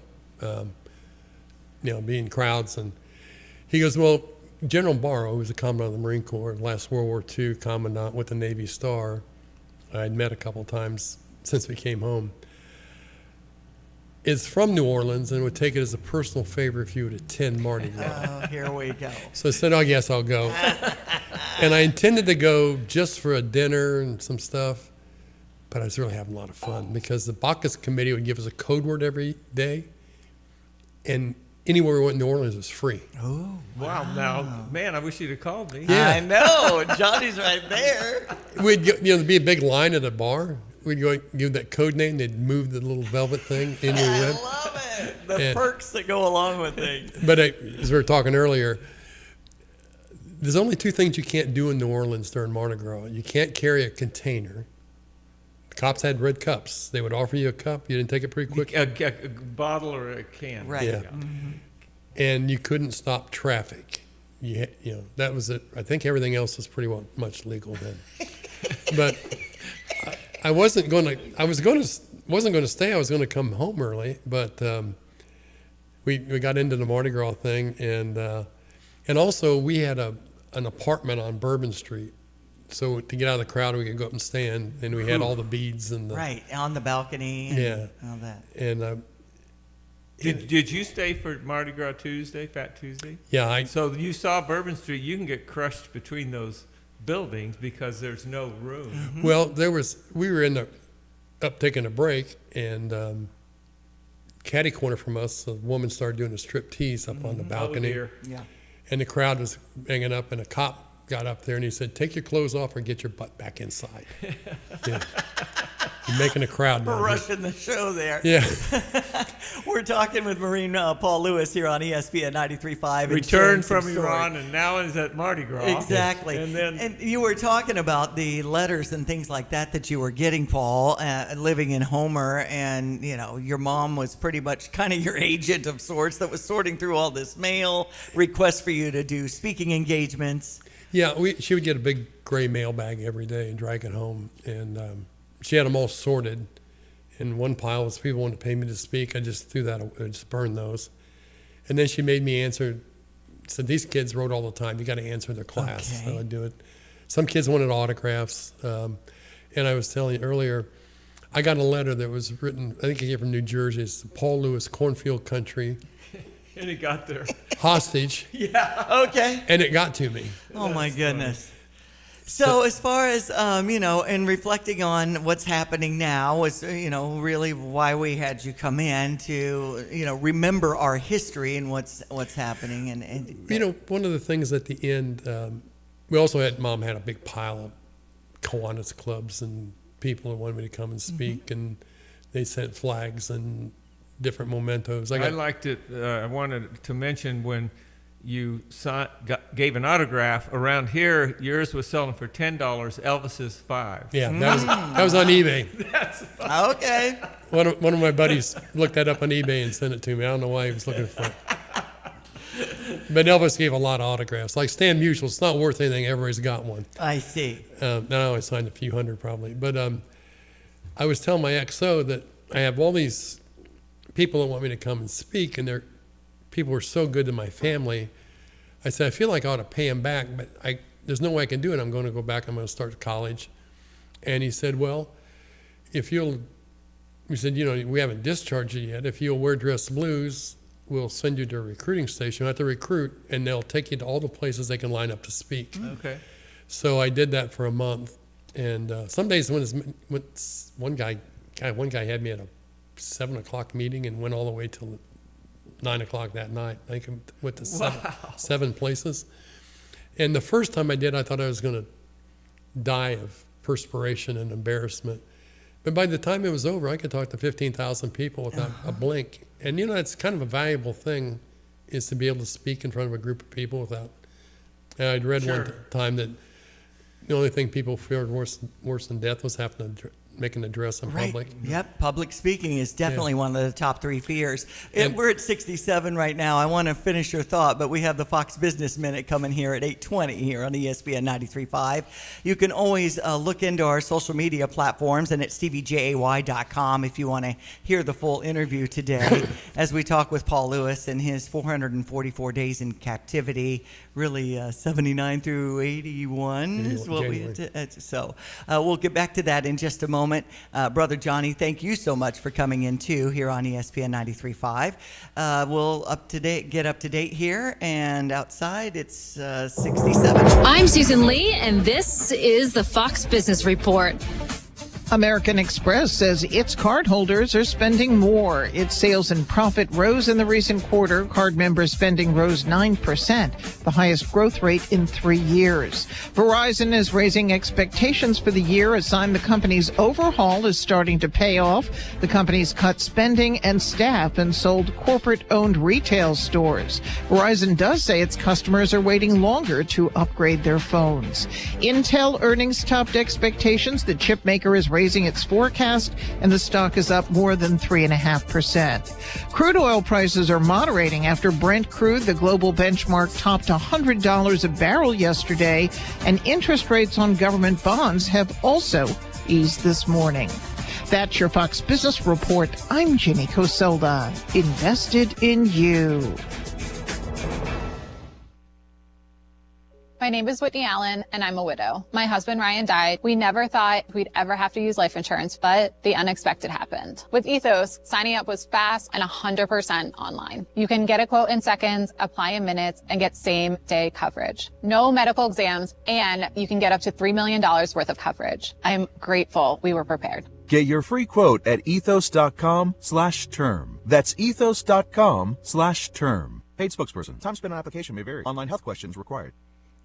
We have our weather forecast from our meteorologist, Greg Soulier, and it's brought to you by Watts Copy Systems. For that free evaluation, you can call them at 217-352-0428 for Watts Copy Systems. Hello again, everyone. Let's check weather. Free Central Illinois, Champaign-Urbana vicinity. Quiet day's worth of weather. Comfortable as well with a partly sunny sky. Afternoon temperatures today up to about 79. On a light east to southeasterly wind, developing a warm front to the west and south may generate a few sprinkles this evening and a stray sprinkly shower after midnight tonight. No big deal or significance of anyone's rain gauge going forward here for the foreseeable future. 63 for tonight. Partly sunny for the day tomorrow. And Sunday, too, if you're scoring at home, the rain chance just at about 20%. Early to mid-morning, late afternoon, early evening, maybe a thunderstorm as well, but again, inconsequential, the big moisture picture. Highs tomorrow topping out around 83 down to 67 for tomorrow night. Warmth and humidity gets us to 88 for the day on Sunday. Here comes the heat for Monday, Tuesday, Wednesday next week with lower 90s by day, lower 70s at night. Thunderstorm chance is pretty small for Monday and Wednesday with a little backdoor cool front to bring readings back down a bit and humidity levels as well for Thursday and Friday with highs well into the 80s. For CVD Broadcasting, I'm meteorologist Greg Soulier. Iron Horse Golf Course in Tuscola. Enjoy the new summer special on Tuesdays and Thursdays between 10 a.m. and 2 p.m. as you say the secret code Radio Rocks to get a $35 round, including your cart. Check out all the improvements at Iron Horse Golf Course in Tuscola, a great event space for receptions, reunions, and parties. Free carts on Mondays. 2000 Iron Horse Drive in Tuscola. Call the Pro Shop for details. 217-253-6644.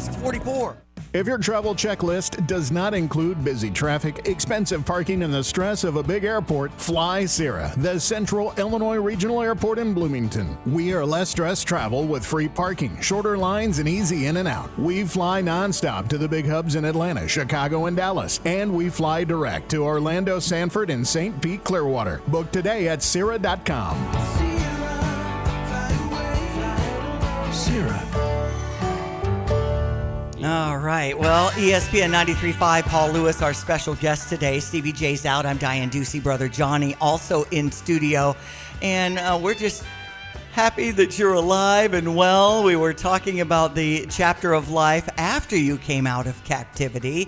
We talked about the Mardi Gras parades and the autographs, the mail that you were getting, the family support, the nation's support.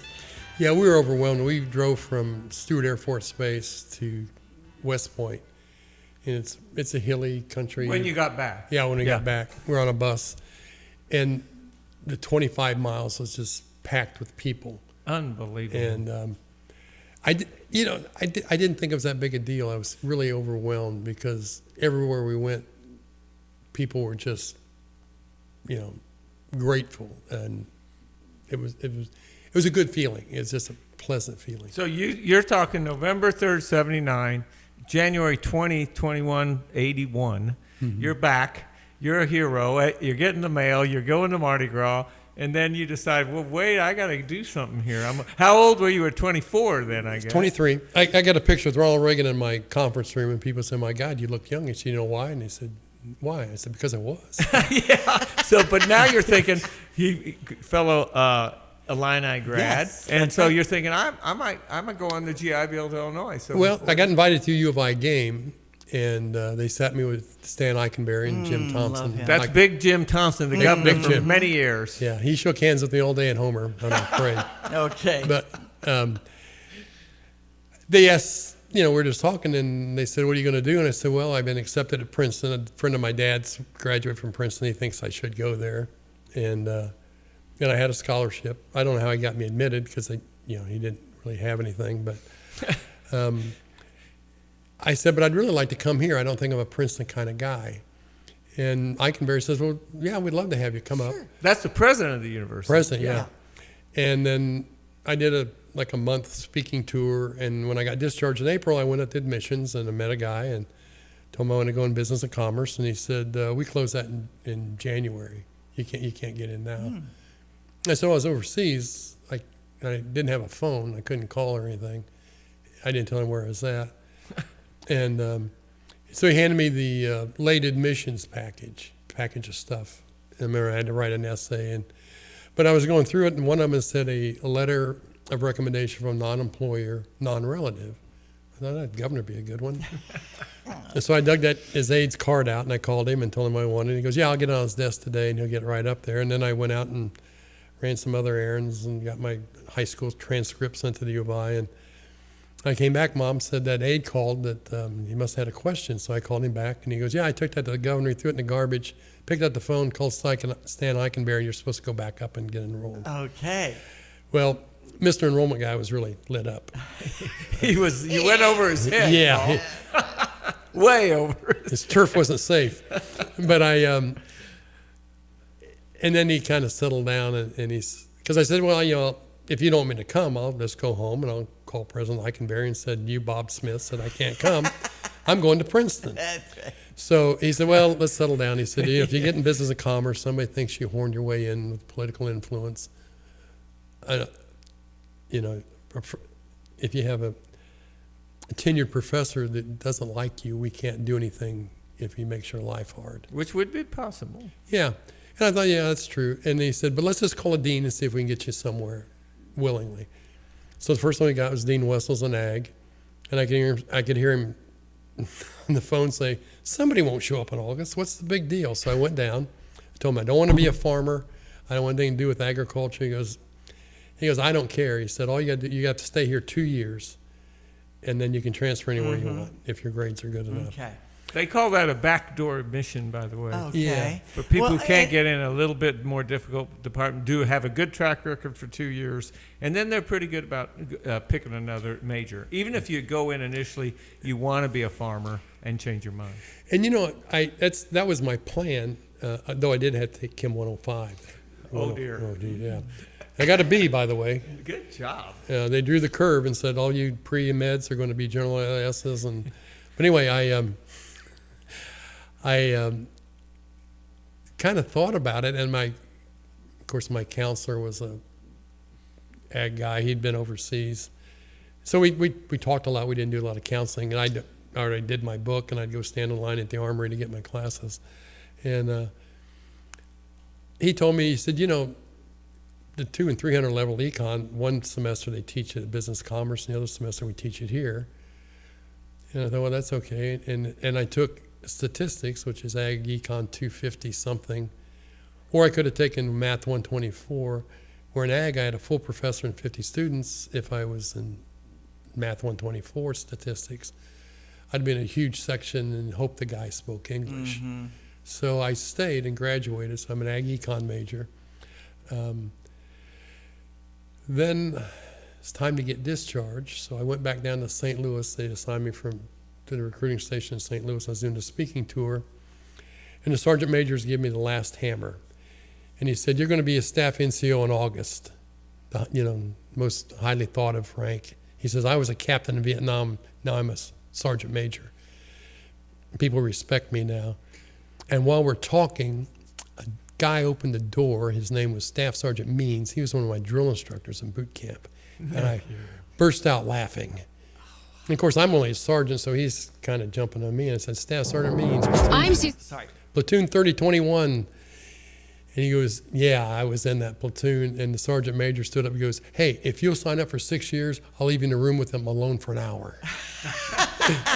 And anyway, I got married to my wife, Christy. We have 2 great sons, Nathan and Nick, and I have 2 great grandkids. Cam is 9. Nice. The crew is 5. All right, we're going to jump into the news. Paul Lewis here on ESPN 93.5. Thanks so much for taking us along and sharing your morning with us this morning. Thank you.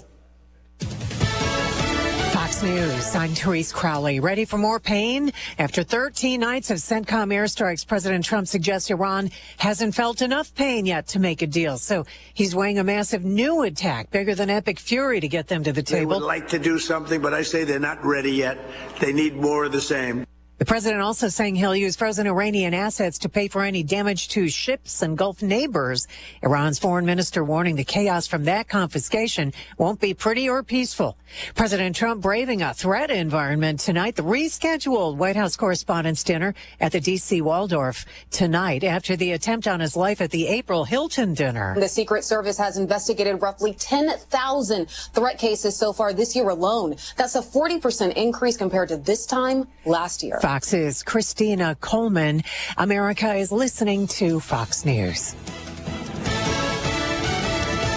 You have money laying all around your house. You just don't know it. And no, I don't mean selling your great-grandma's good china. I mean all the old metal items you don't want to use or get rid of. Don't pay someone to haul it away. Bring it into Max Twin City Recycling and get paid to have it taken off your hands. They love new customers and are more than willing to walk you through their process step by step. Come check them out at 2808 North Lincoln Avenue in Urbana. Starting it over is what we do at Max Twin City Recycling. What is most important to you in your life? This is Eric Bolin with Provident Financial Group. Whether you're launching a career, raising a family, planning for retirement, or creating a legacy, we can help. At Provident, we provide strategic thinking and perspective that help clients like you realize their goals. Contact us today at 217-366-3456 or find us online at providentfinancialgroupllc.com. Securities offered through Raymond James Financial Services, Inc., member FINRA SIPC. Provident Financial Group is not a registered broker-dealer and is independent of Raymond James Financial Services. Investment advisory services offered through Raymond James Financial Service Advisors, Inc. When you're stuck on the road, you need help you can trust, fast. That's where T-Pro Towing and Roadside Repair comes in. From light duty to heavy duty towing, they've got you covered 24 hours a day. With their state-of-the-art facilities, 3Cs, a division of T-Pro Towing, can repair semis to passenger cars at their Camargo facility. Service across central Illinois, including Urbana, Tuscola, and Camargo. Save their number now, 217-253-3450. That's T-Pro Towing and 3Cs. Ready when you need them, anytime, anywhere. Former Illini Terrence Shannon Jr. of the Minnesota Timberwolves about Ben Quattrone from Sarah Champagne. What kind of friend has he been? Unbelievable. Ever since I came to this dealership, me and Ben had interactions. He's been a great person this whole time. It still is. I always would recommend him to anybody about a car or anything. He's always going to be there for you no matter what. He'll always be behind you. He's just a great person. Visit SarahChampagne.com. That's SERRA Champagne.com. When sewer or septic trouble hits, visit Berg Sewer and Septic. Family owned and proudly serving Central Illinois, Berg specializes in sewer repair, septic service, water line repairs, sump pumps, and drainage solutions. They don't upsell, they solve the problem right the first time. From backups to breakdowns, count on Central Illinois' most trusted septic service. Berg Sewer and Septic. Dependable, honest, local. Get a second opinion you can trust. Visit bergtanksinc.com. Shop Urbana's Market at the Square, going on now through the end of October, 7 a.m. to noon, rain or shine, at Illinois and Vine. A vibrant market connecting community with local food growers and producers, strengthening our local food economy and providing access to local artisans, serving the community at a gathering place at Illinois and Vine. Such a great variety of fresh, healthy, local, high-quality foods. Shop Urbana's Market at the Square. To learn more, visit urbanamarket.org. Hi, Mom. Just getting ready to board the plane. No, I'm out of Bloomington, Central Illinois Regional Airport. It's convenient, in and out, short lines, free parking. They fly Allegiant direct to Florida. No, I stopped at their Jetstream Cafe and Bar, got a fresh made smoothie and a burger, but the sandwiches and pizza looked really good. I'm set. I know, Mom. See you shortly. Can't wait to see you too. Book low-fare Florida vacations on Allegiant at Sierra.com and give Mom a hug for me. Sierra. 8:35, weather brought to you by Sweet Petunias Antiques and Collectibles. They're in the Outlet Mall. They're in Tuscola. And Kurt Lenschow from State Farm Insurance. Like a good neighbor, Kurt and State Farm are there. Our meteorologist, Greg Solier, with a good-looking weekend forecast. Hello again, everyone. Let's check weather for Central Illinois, Champaign, Urbana vicinity. Pretty quiet weather picture for the next several days. Well into next week, we'll see a little boost on temperature and humidity levels across the area.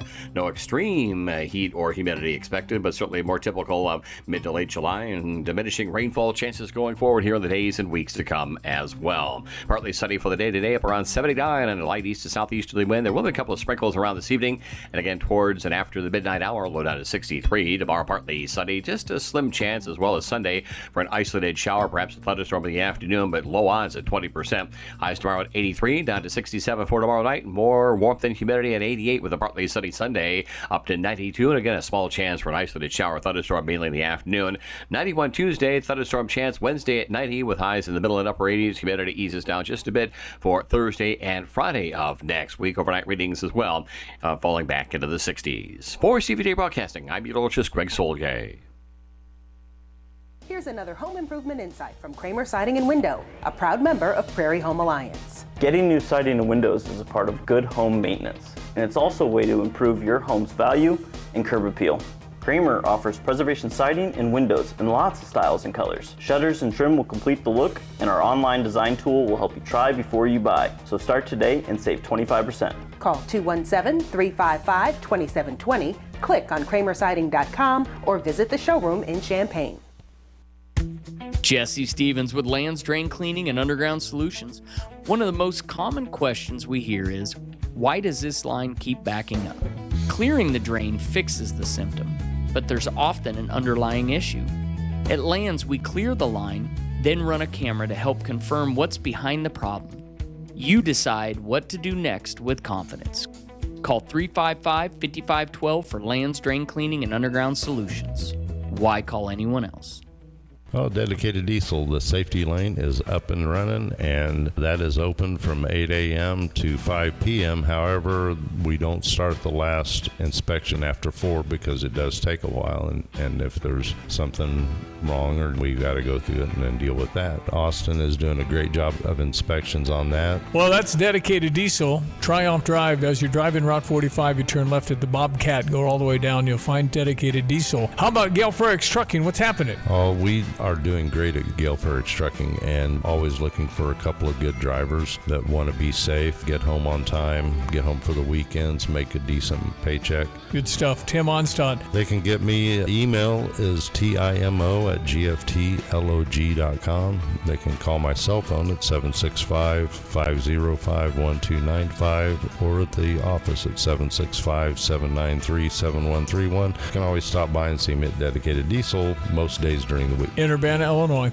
At Curtis Orchard, enjoy the Land of Oz activity place. The scene outside and the creativity and feeding the goats. The store, the bakery, and the cafe all in one farm, where everything is made with care and connected to the same family that's been welcoming you to Curtis Orchard since 1980. Award-winning cider, local honey, jams, canned goods, toys, and thoughtful gifts. Don't forget the Apple Crisp donuts, fritters, and pies, and the apple slushies. Head to 3902 Duncan Road. Visit CurtisOrchard.com.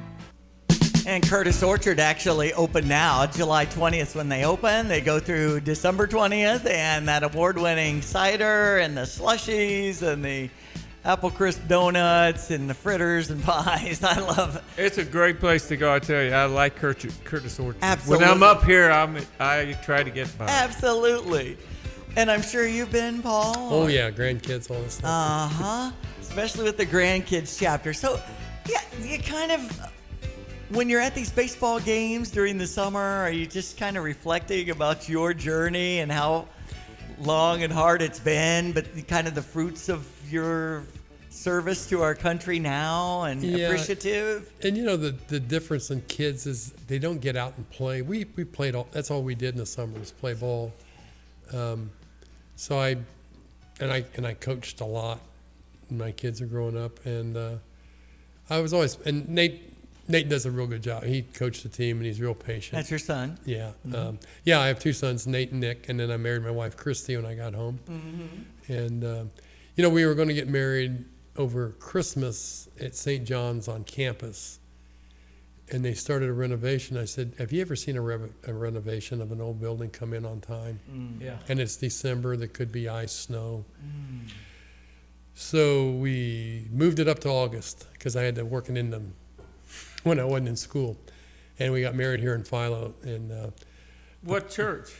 Right here at St. Pat's. It's St. Thomas. Oh, St. Thomas, St. yeah. Pat's St. is Pat's in Tolono. Yeah, All Tolono. good. Yeah. Well, we used to be in Homer, so we went back and forth to St. Pat's. But Okay. and the priest that I served Mass for at Homer, it was a mission church, so the guys from the Newman Foundation came down. Father Watson Okay. was at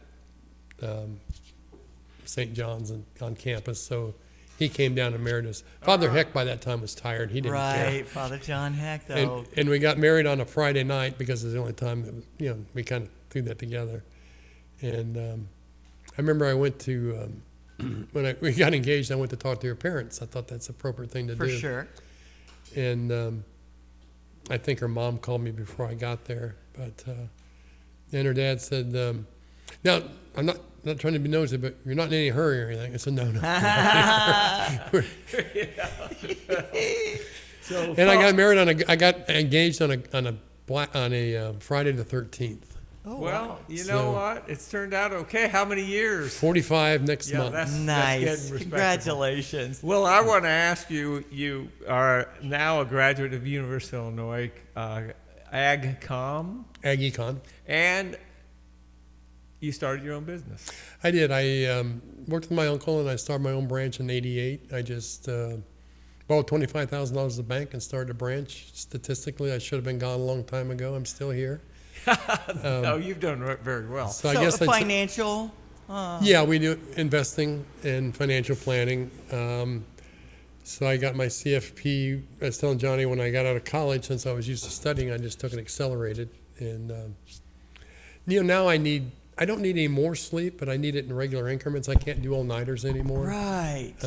So you do some napping. Yeah, when I was going to the U of I did 2 a week. I just do an all-nighter, and then I just crash and burn on Sunday afternoon. Always went to her grandmother's for lunch on Sunday. I love that tradition. Well, I'm retired, but Paul's working and going to keep working. And I'm feeling, watching Trump, I'm feeling a little guilty because I was like, well, I'm old now. And Yeah, look Trump at this keeps guy. working. Now, whatever you think of Trump, the guy does not stop. He's 80. And, you know, I heard an interview with Kennedy, young Kennedy. He said he's never seen a man drink water. He drinks diet. Which Kennedy? Bobby Kennedy? Bob, Bobby yeah. Kennedy? Okay. Yeah, Jr. Okay. Yeah. I like Bobby Kennedy Jr. And he said he hated flying the campaign train because they always had McDonald's and Kentucky Fried Chicken. Unbelievable. Well. Yeah, I don't know when the guy sleeps.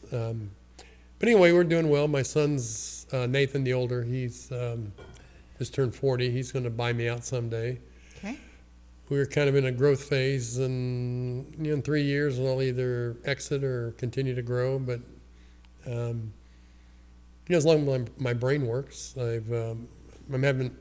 had a knee replaced almost 3 years ago, and I'm having it replaced next month or in September. Dr. Well, you're looking fit. And do you go back in time sometimes, or do you ever like wake up sweating with this from the days of being a hostage? PTSD, actually. I don't. They say I had that. I sit in a corner in a restaurant, and I'd rather you not touch me without me knowing you're behind me. But now I used to have this dream. When we were held in the Mushroom, it was an old CIA bunker underground. No windows or anything. We call it the Mushroom. And I had a dream that I was home. And I woke up and I was still there, and it was just terribly depressing. And for a while I'd have a dream, but it was like mirrored. I would think I was there, and I would wake up and still think I was there. Okay. But those have kind of faded away. I don't have any lasting things. I got a lot of, I was telling you, I'm having my 12th surgery. I had my shoulders rebuilt. Are those repercussions from being held 444 days? Well, yeah, they beat you up a couple times. Yeah, the shoulder.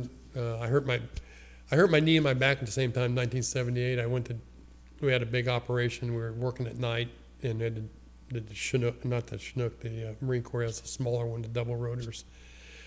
And when you feel the wheels hit the ground, out the door you go. I felt the wheel hit the ground, and somebody touched me.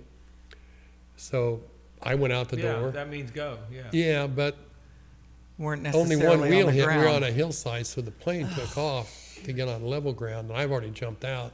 Oh, So I thought it was going to go about 3 feet. I was about 12 feet. Oh, boy. And this is kind of a Marine Corps thing. I rolled, first thing I noticed my butt really hurt, and that was my right heel digging into my butt. Oh, man. And I pulled my knee all apart. But, and I rolled down the hill, and I lost my compass. And in the Marine Corps, if you lose a compass, it's like losing a nuclear bomb. They got a little bit of luminous to make it so you can see it. So we had to find a compass. And knee was hurt, but it seemed to get better. And then the next night we were getting on a helicopter. I picked up my pack, and it sounded like sticks breaking.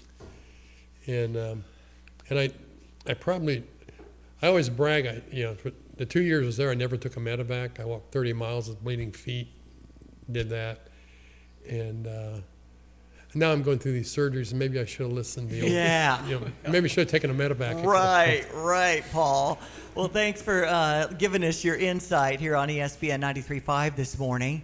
And we've touched on some of your family chapter. We haven't hit the faith aspect of it all. And, that's big here at Stevie J Broadcasting. Did that help you through your It had journey? to help you through. It did. And, there was no priest there. There was no one around. But there are times I felt very close to God. And there are times I thought I was going to die. And I was reaching out. We went through a mock firing squad. And I was just hoping I could die with dignity. I've heard guys, the stories get bigger from some of these guys. My story's a story. And one guy said, I wasn't afraid. I said, I turned around and said, shoot me in the chest. He didn't. I was in the same hallway. He didn't do that. I was hoping they wouldn't see my knee quake. And one thing that's strange, getting ready to die and not doing it's really exhausting. You squeeze your adrenal gland, and then you're just exhausted afterwards. Yeah. But there are a couple times I thought it was going to happen, and I did have a lot of faith in God. There was one thing. His name was Archbishop Capucci. He was an Orthodox priest, and I think he'd been in trouble in Israel, doing something with the Palestinians. But he came to Tehran. He would just walk in the building, push guards away. Your guns don't bother me. And I took so much pleasure when he would burst into our room. No kidding. Because he says, those guys put guns at me. I don't care. I've had guns all the time. I'm an old man. There's nothing left to do. But try to. But he just had that security in You Christ. try to be comfort to you guys. He had the faith to do that Yeah. because he wasn't afraid to die, I guess. But what, do you keep in touch, or have you over the years, with the other Marines that were with you? Rocky Second in St. Louis. We're in each other's wedding. And, you know, it's getting kind of hard to stay in touch because he has grandkids. I have grandkids. Mhm. You know, you're gone a lot. Different priorities. Billy Gallegos is out in California. He was some kind of anti-terrorist guy, and he has cancer. A couple of guys I used to talk to didn't do well later on. Yeah. But I just decided when it was over, it was over. Probably And a good I'm move. leaving that. Yeah. And I'm a guy in Wisconsin, one of the only Marines to make a statement, is running for Congress. And you know what? Blessing to be able to kind of compartmentalize, they say, and have that mental capacity to be able to say when it's over, it's over. You know, we stayed, I can't even remember how many days we were in Wiesbaden, maybe 3 or 4 at the hospital. My sense of time was off. My day was wake up, eat, work out, take a nap, eat, work out, play cards with McKeel, take a nap, eat, work out, and then go to and play cards and go to bed. Yeah. When I got to Wiesbaden, it seemed like I just felt like I was missing everything. I didn't sleep for like a day and a half. The routine that you had for so long was thrown off. And we were kind of had a wing, but the staff that took care of us could stay around. And there was an Air Force guy that had been in the Marines before he became an Air Force doctor. He gave us key to his room and told us where the medicinal alcohol was. But we'd had a lot of batteries. But my blood pressure, normally it's like around 110 over 64. When I got there, it's like 185, and the bottom number is 90. And I was really, and I can't, I said, how in the world is this? I'm in great shape. I have had no vices for 14 and a half months. And they brought in some retired psychiatrists that worked with Vietnam guys, and I saw a Navy captain. And I felt like I was being diminished by having to see a psychiatrist. But I went in, we just sat down and talked. He said, well, come back tomorrow. So I came back tomorrow, and he goes, well, come back tomorrow. And then we just talked for a couple hours and did that again. And he says, come back tomorrow. Be the last time, but we'll spend some time. So I walk in the third time, and they said, are we going to do any psychiatric crap, or we're just going to talk? He just sit down. I know what I'm doing. So we talked a while. And he talked about some of the things that were dug into some of the stuff that was kind of traumatic. And then he gets his cup out, and he goes, oh, there you go. Blood pressure is 116 over 64. Okay. He said, I internalize stress, so I need to scream. I don't really like to do that, or exercise. A little counseling can help. Yeah. And that's right. But especially in the 70s, 80s, you didn't want a mental health treatment. No, you were not comfortable with going to therapy. And there's a PTSD guy I saw. He's retired now. He's in Tuscola. He coached girls basketball for years. And my treatment, we just sat around and talked about whose coaches were gone and who was on the list to hire, and kind of get all the backstory of all the high school stuff. But and I gotta, and before I go, I gotta say that I have had great treatment at the VA. Great. I'm 100% disabled. And you're going to Danville. Well, I went to Bloomington. Okay. Newer clinic. I fired my doctor in Danville, went to Bloomington. Okay.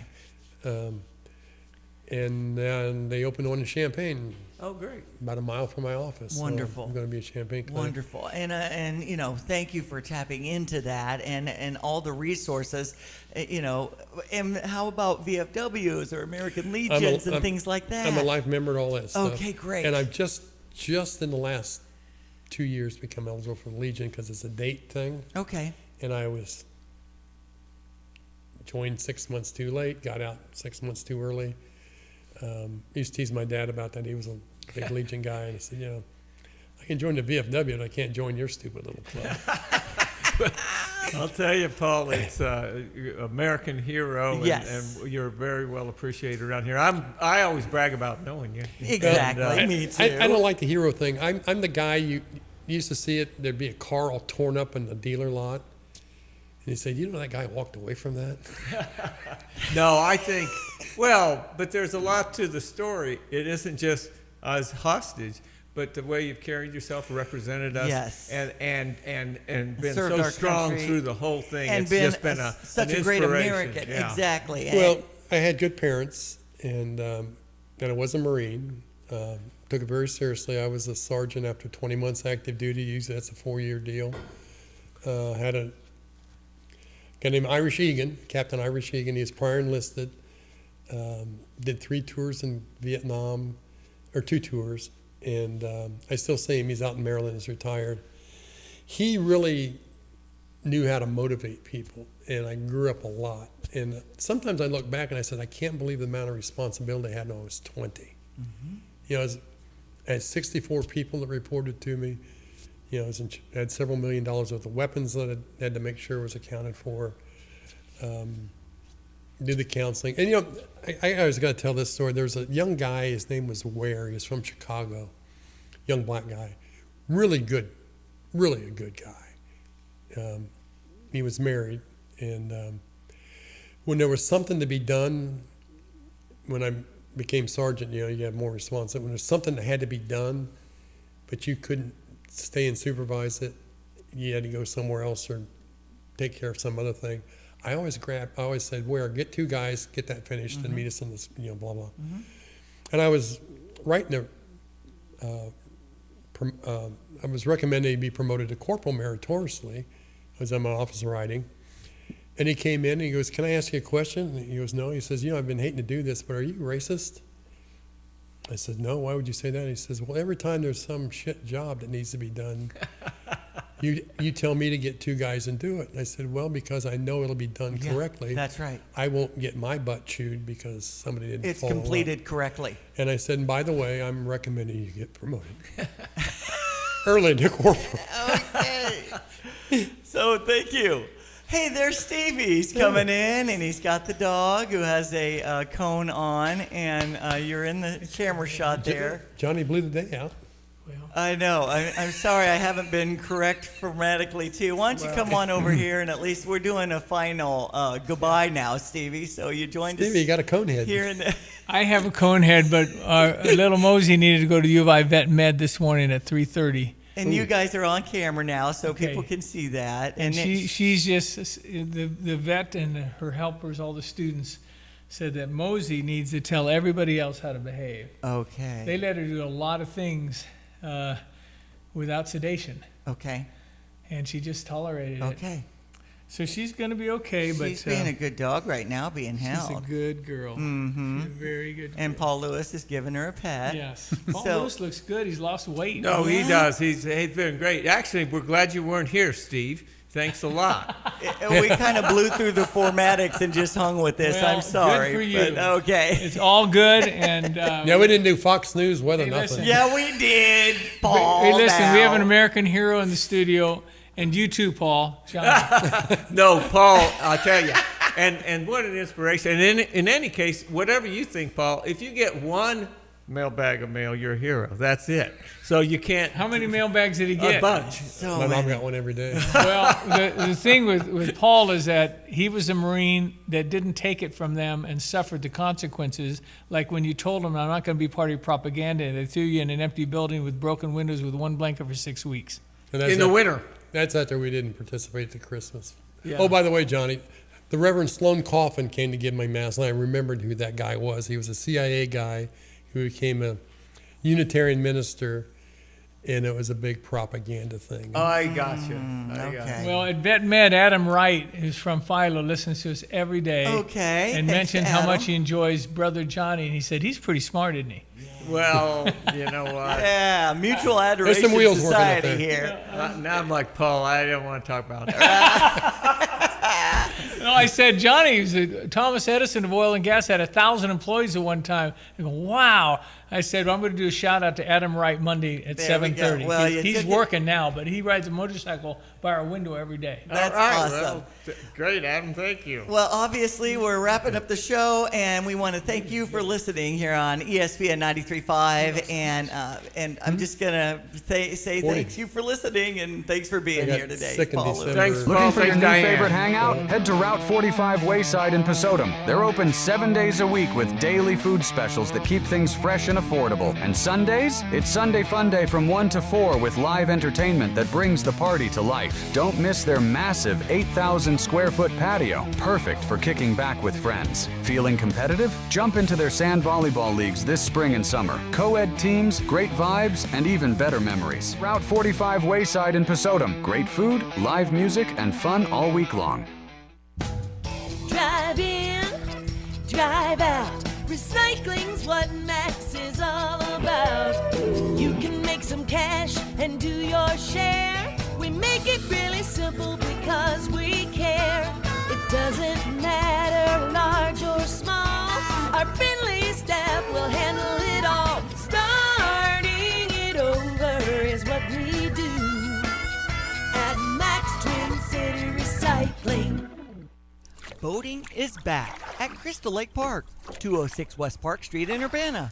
You can rent a paddle boat, canoe, or kayak for an hour or a half hour.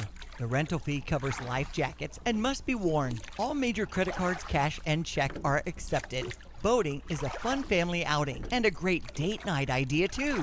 Call Janet for details at 217-367-1544. Boating this summer at Crystal Lake Park, Urbana Park District. You belong here. Craving something delicious and a place to kick back? Hit the road to Roadrunner Station in Camargo. They're serving up handmade wood-fired pizzas that are bursting with flavor in a fun, family-friendly atmosphere. Bring the whole crew, enjoy the bar, check out the gaming room, and make a night of it. And you've got to try their specialty pizzas, like the fully loaded Everything But the Tractor, or the sweet and savory Hawaiian Hitchhiker.